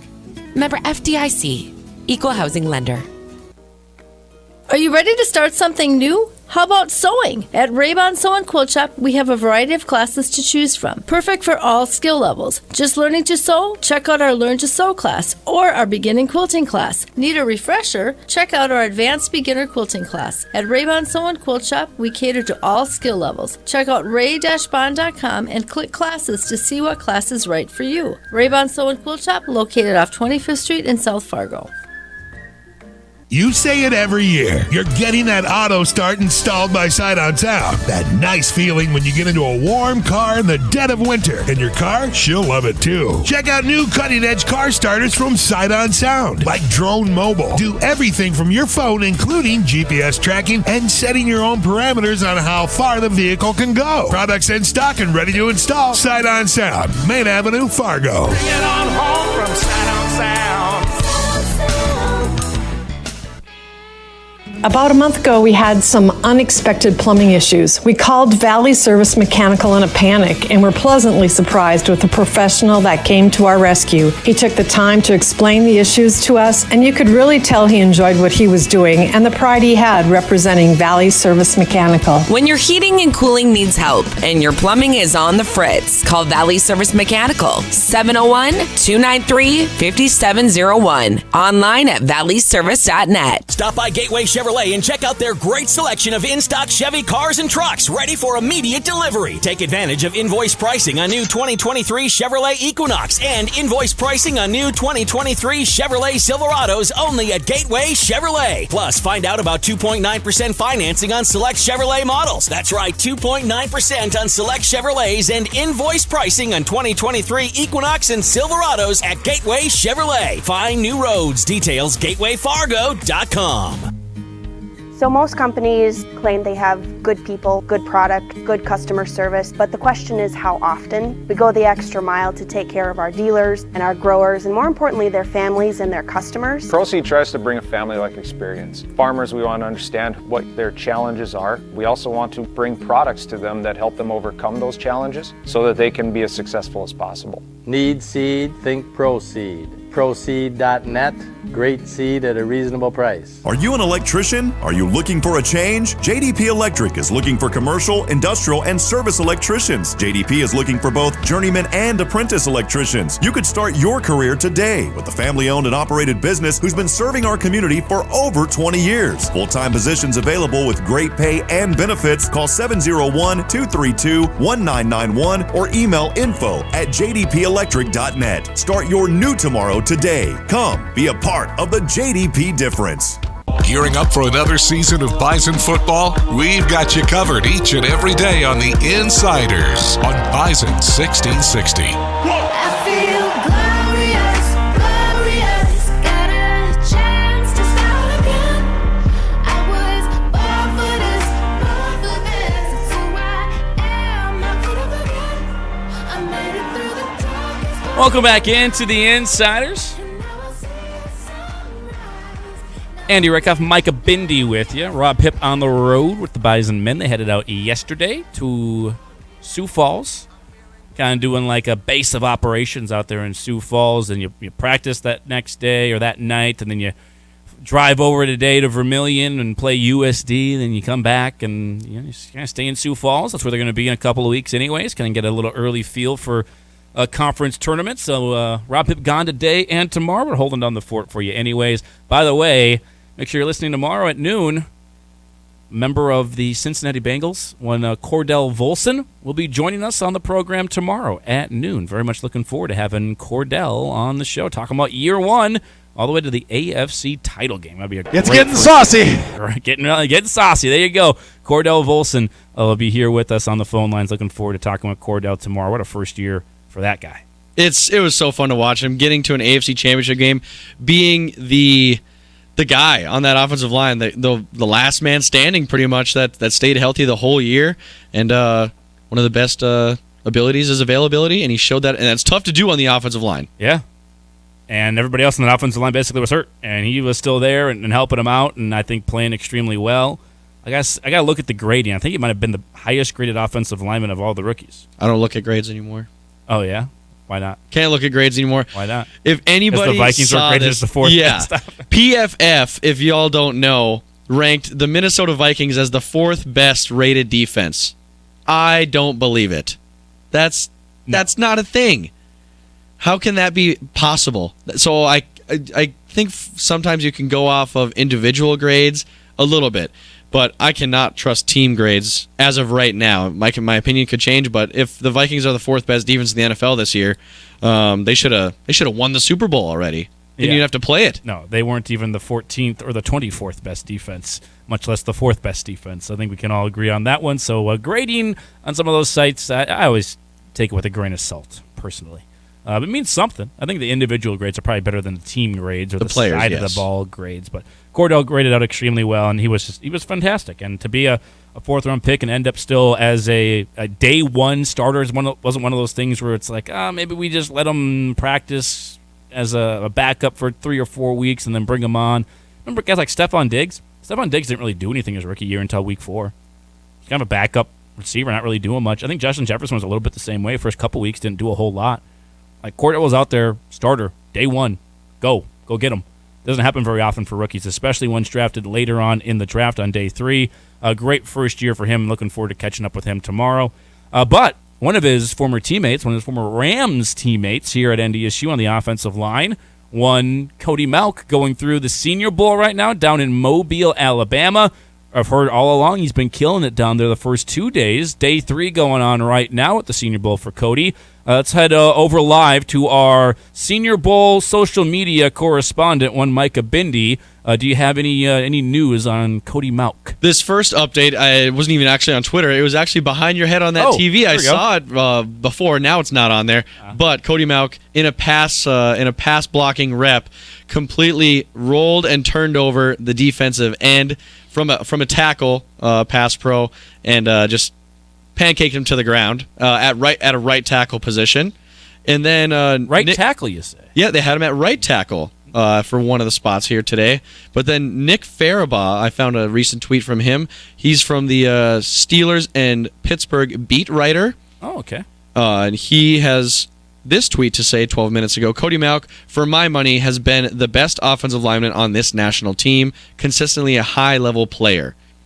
More of the same. More of the same. More of the same. Day 3, and it's still more of the same for Cody Mauch. Dominating.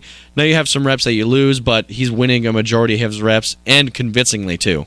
That's exactly what you want to see. I see NFL Rookie Watch. Cody Mauch has been dominating at the Senior Bowl so far. Mauch started as a preferred walk-on tight end at NDSU before gaining 85 pounds and making the switch over to tackle. Now he's looking at going within the first 2 days of the NFL draft. An impressive story, to say the least, from NFL Rookie Watch on Twitter as well. A lot of cool things happening there for Cody. I love the videos with him. I think they're doing some warm-ups or some stretches. He's got, the jersey's rolled up. He's letting the belly breathe a little bit. I think we like the personality just as much from Cody as anything else they've seen out there. And he's going to impress in the one-on-one interviews. I'm looking forward to the combine for him, too. I think you get Cody Mauch in a room with, 7, 8 coaches and GMs and whatnot, and they're just talking ball. They're going to come out of that room laughing hysterically and loving the dude. And he's going earlier than Cordell, obviously. I think we can say that safely at this point. I think, like our buddy Cam Meller said yesterday, he's going to be, the floor seems to be the end of the second round. He's probably not going to be there in round 3. I no longer, and I would have said, I thought this was ridiculous, or probably not going to happen earlier on, middle of the season, when people are starting to say, hey, end of round 1, early round 2. I was like, okay, guys, we're probably hyping up our own guy a little bit too much. Ain't ridiculous anymore. I've heard it from enough people really tied into the NFL drafting world that, he could legitimately, with the way he's going to win people over in the interview room. I know that from talking to him. He's just a great guy, awesome dude, really well spoken. You get along with him super easily.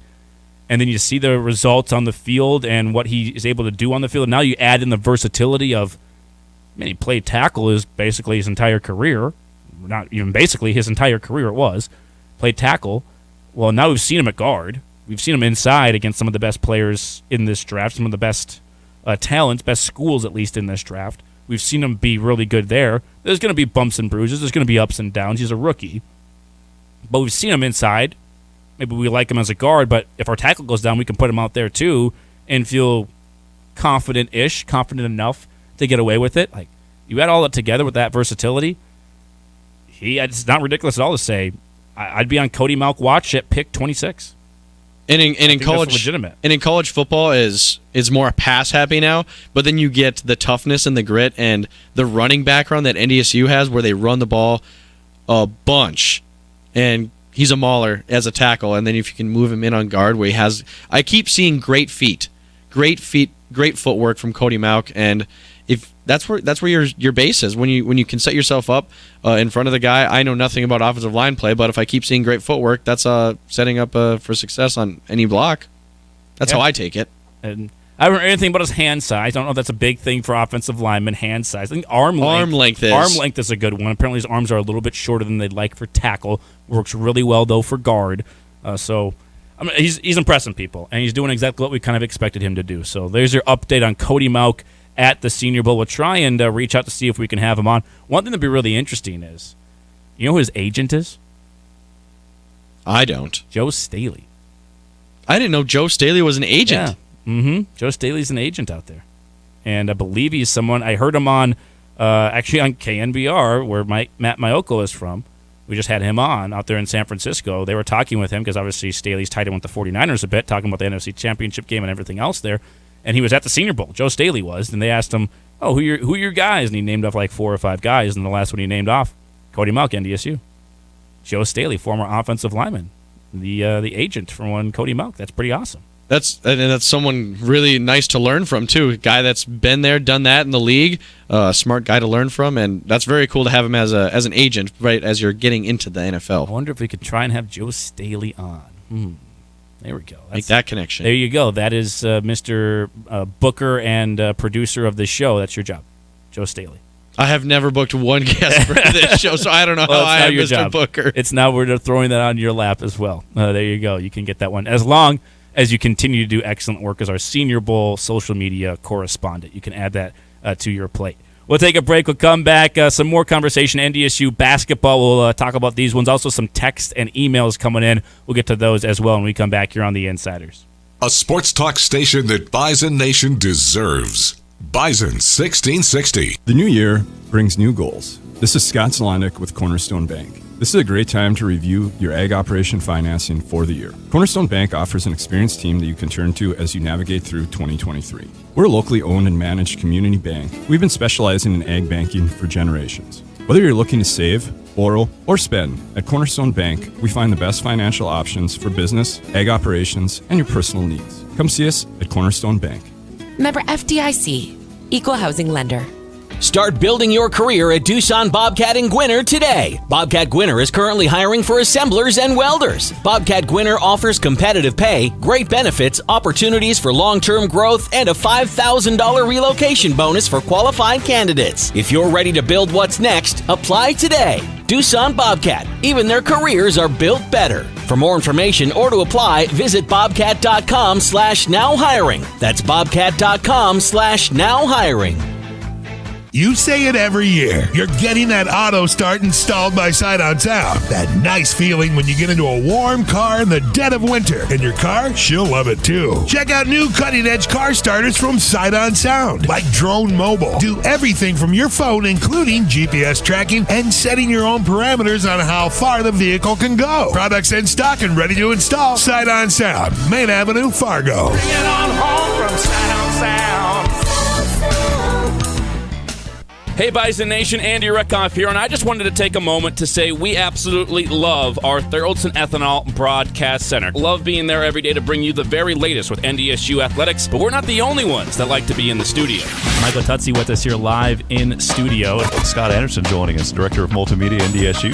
The athletic director's inside the studio. Matt Larson's joining us.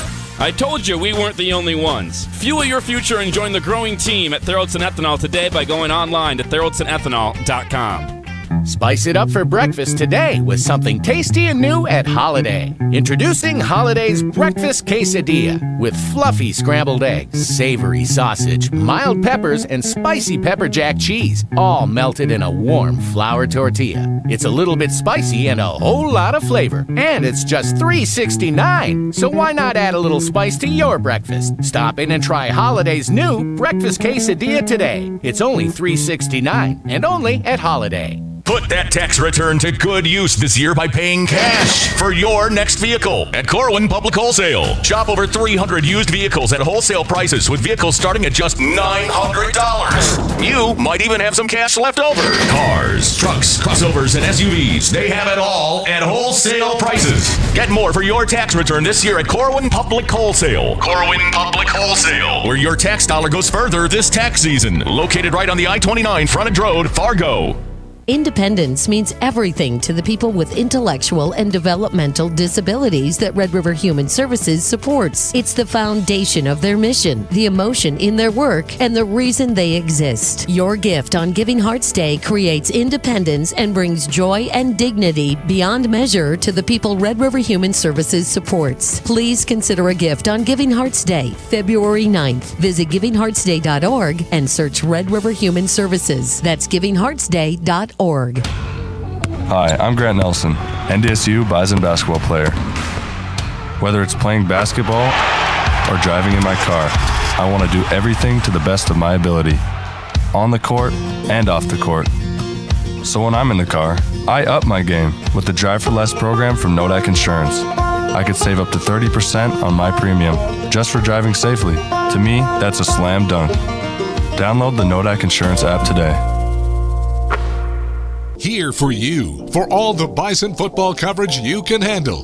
These guys do an unbelievable job, and you want to know what's going on in Bison sports? Tune into the Insiders. The Insiders on Bison 1660 and 92.7 FM.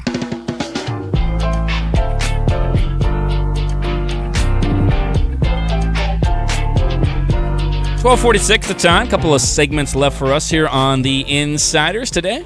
Again, reminder, tomorrow noon, Cordell Volson. Optimal operating temperature. Cordell Volson on the show tomorrow noon, talking first year there with the Bengals, and a whole lot more tomorrow as well. Just me and Micah with you tomorrow. Rob Hipp gone with NDSU men's basketball. He'll be back with us, though, on Monday. Last couple of weeks here of the basketball season. Appreciate everybody listening to the show today as well. We did have Matt Entz on yesterday. I had the head coach on. And by the way, before we get into this stuff, how about let you know that this hour of the Insiders is brought to you by our good friends at Hanson Runsvold Funeral Home. Hanson Runsvold proudly supports the Bison and is dedicated to helping families look to the future with hope.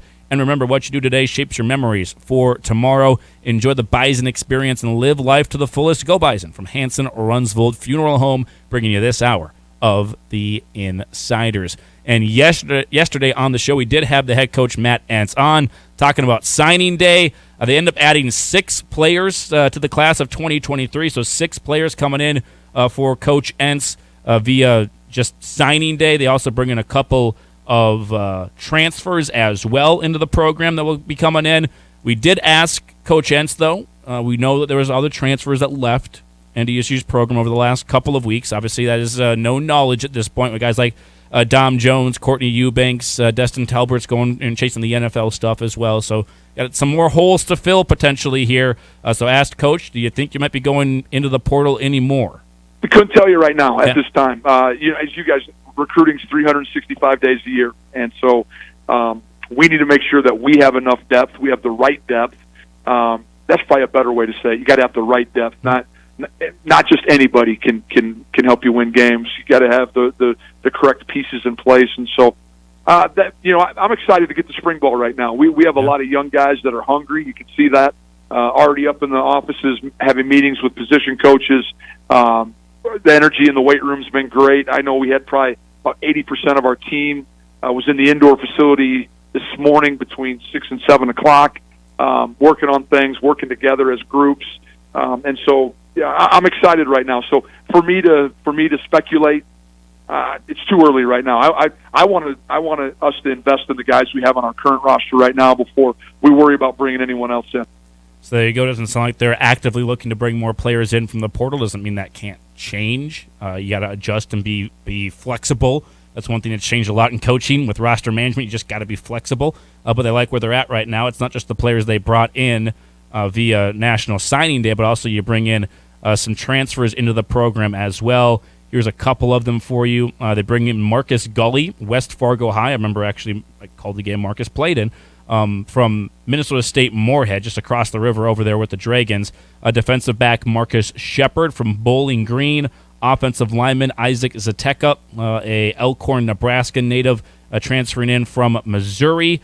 And then you got defensive end Hunter Zenzen transferring in from Iowa State as well. I think all of them could have an impact on this team, not necessarily right away, but I look at 2 guys in particular. I think Isaac Zateka gives you some big-time size right there. I mean, we know offensive line's already a loaded room without him, but you add him in there as well, 6'4", 290. That's something there. And I know he didn't play at all at Missouri. Didn't appear in any games over the last couple of years, but comes in with 3 years of eligibility. And a dude that's got the size, plenty there. Father played football at Nebraska, so they love those football playing families. His father also played professionally at with the Arizona Cardinals and also in Europe with the Berlin Thunder. Maybe ask Isaac Zateka about his father's time over in Berlin, if he's ever gotten a chance to go over and visit Berlin at all as well. But comes from a football-playing family. His uncle, Rob, was the 1994 Campbell Trophy winner at Nebraska and played for the New York Giants as well. So plenty of NFL in his bloodlines. I think he adds a lot. And then I'm really excited about Hunter Zenzen because I've seen him play, and I've seen what he did at Barnesville High School. I knew when he went to Iowa State, maybe I was thinking to myself selfishly, like, there's a chance he's at NDSU by the end of his career. I just sensed there could have been a chance. He's going to be a DN. He's not going to be an outside linebacker, I think, for us. He was more outside linebacker for Iowa State. I think he'll be at 6'2", 240. I think he'll probably be more of a defensive end. That's what they have him listed on the website as well. But comes in as a 4-year starter at Barnesville High School. Brian Strand, great coach there. 3-time All-District, 2-time District Defensive MVP, finalist for the state's Mr. Football Award that year as well. Just a great player. Appeared in 24 games at Iowa State over the 2021 and 2022 seasons after redshirting there in 2020. So he'll have 2 years of eligibility. I think he's a guy, because we've talked about the defensive line. You need to have some difference makers there, and I thought that was maybe an area, mainly because of injuries, you were lacking that guy that just made plays. The Greg Menard, the Kyle Emanuel, the Braden Thomas, the guy that just, no matter what you did, he got there. And Spencer Wade, you did a good job at that, but you needed more on that defensive line. I think Hunter Zenzen is someone that could add that. We did ask the head coach about Hunter Zenzen, and this is what he had to say. Well, a lot of them, the young men that we did, find at mid-year, a lot of them we had pre-existing relationships with that either had recruited at one point out of high school, had on campus a number of times. So you bring up Hunter Zenzen would be one of those guys. Hunter came down to Iowa State and NDSU a 3 years ago, and we're excited to have him on campus. He's going to play defensive end for us. He's continued to grow and get big, and I think he played more with his hand on the ground at Iowa State than he did probably with his hand in space.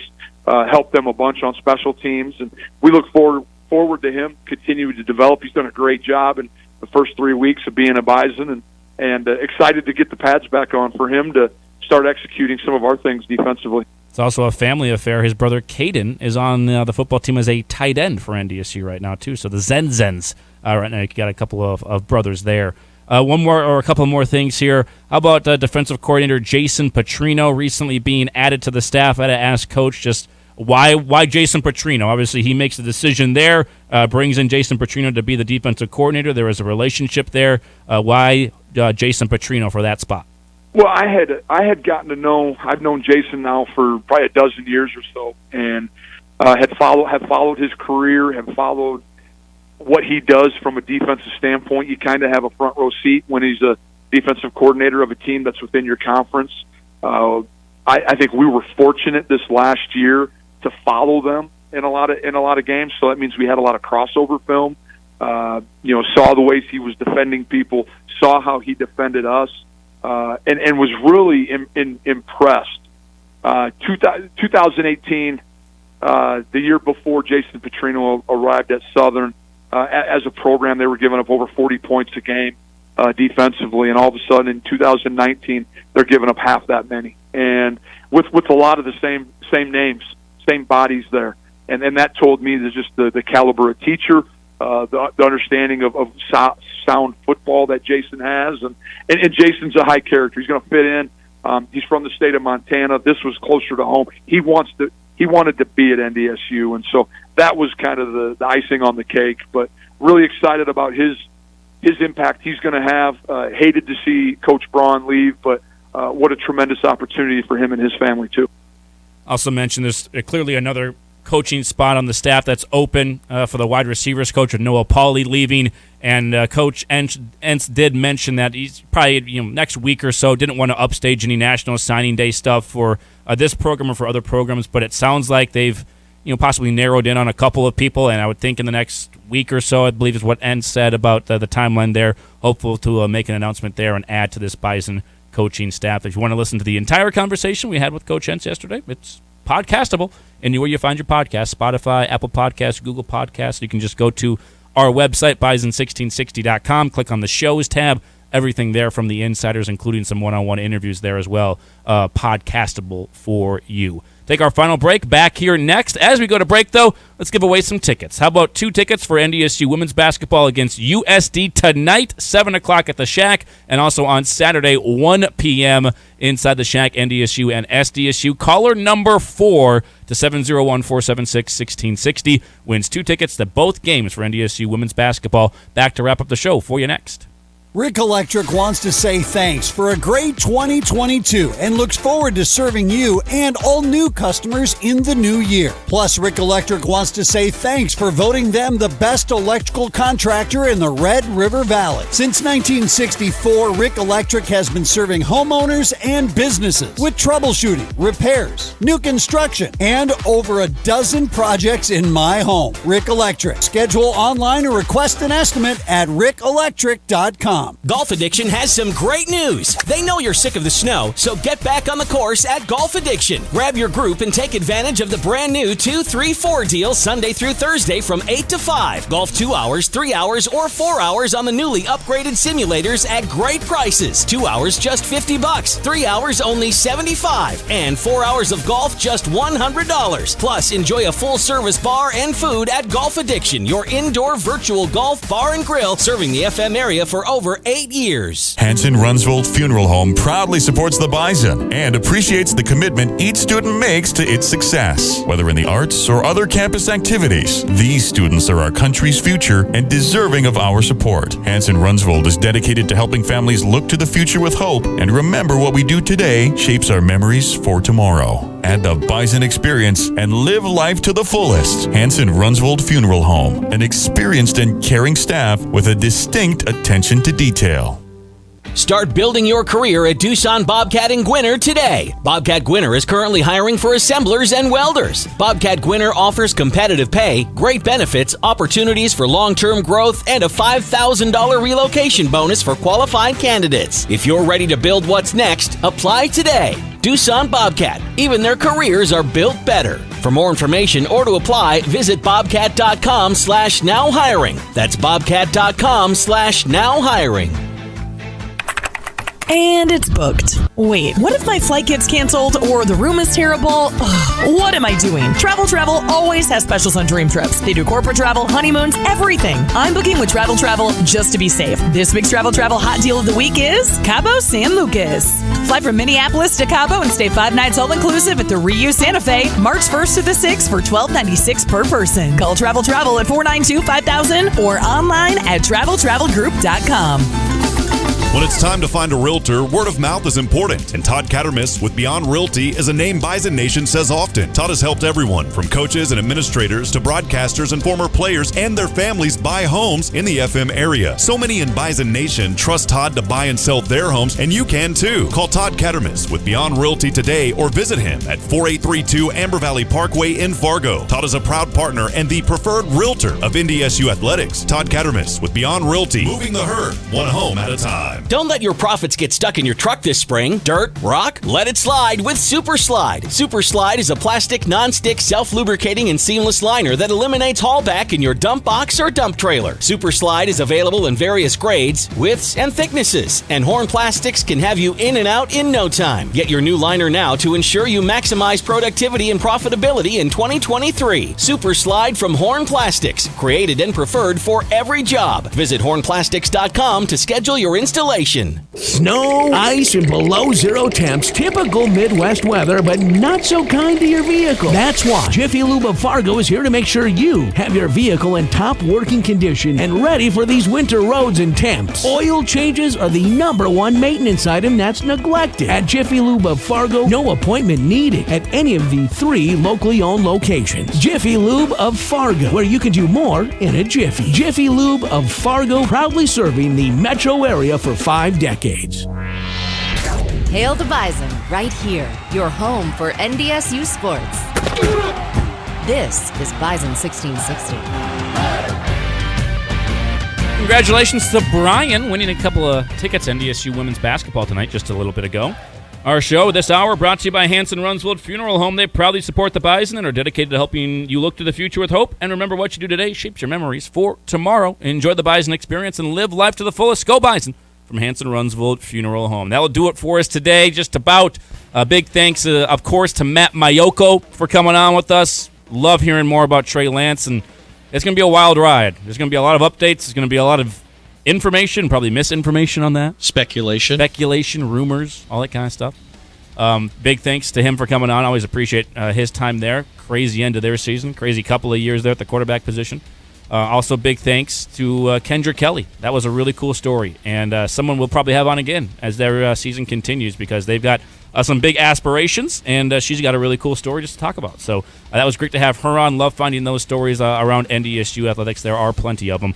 Big game tonight, Bison Nation. If you're in town, get yourself out to the Shack. Pack that place. Make it a loud, raucous environment. NDSU women's basketball as they take on USD tonight, 6:30. Our pregame show starts. Our coverage starts, I should say, at 6:30 tonight. Tip-off at 7 right here on Bison 1660. Men's basketball starts at 6 p.m. Tip-off at 7 o'clock. That coverage can be heard on 107.9 The Fox. Micah Bindi getting things going there at 7 o'clock. As we say goodbye, let's just do it again. How about more tickets? We want you there. We want as many butts in seats as we can. 2 more tickets, NDSU women's basketball versus USD and versus SDSU. We'll go caller number 5 this time, 701-476-1660. The Herd with Colin Cowherd coming your way next. Back with you tomorrow on The Insiders. Bath bubbles, Epsom salts, a few candles, and dimming the lights so it feels like you're bathing at a spa. Notice how admiring your old, outdated, and discolored tub and shower didn't make it on the list? Surface Specialist can make your old, outdated tub or shower look like new for a fraction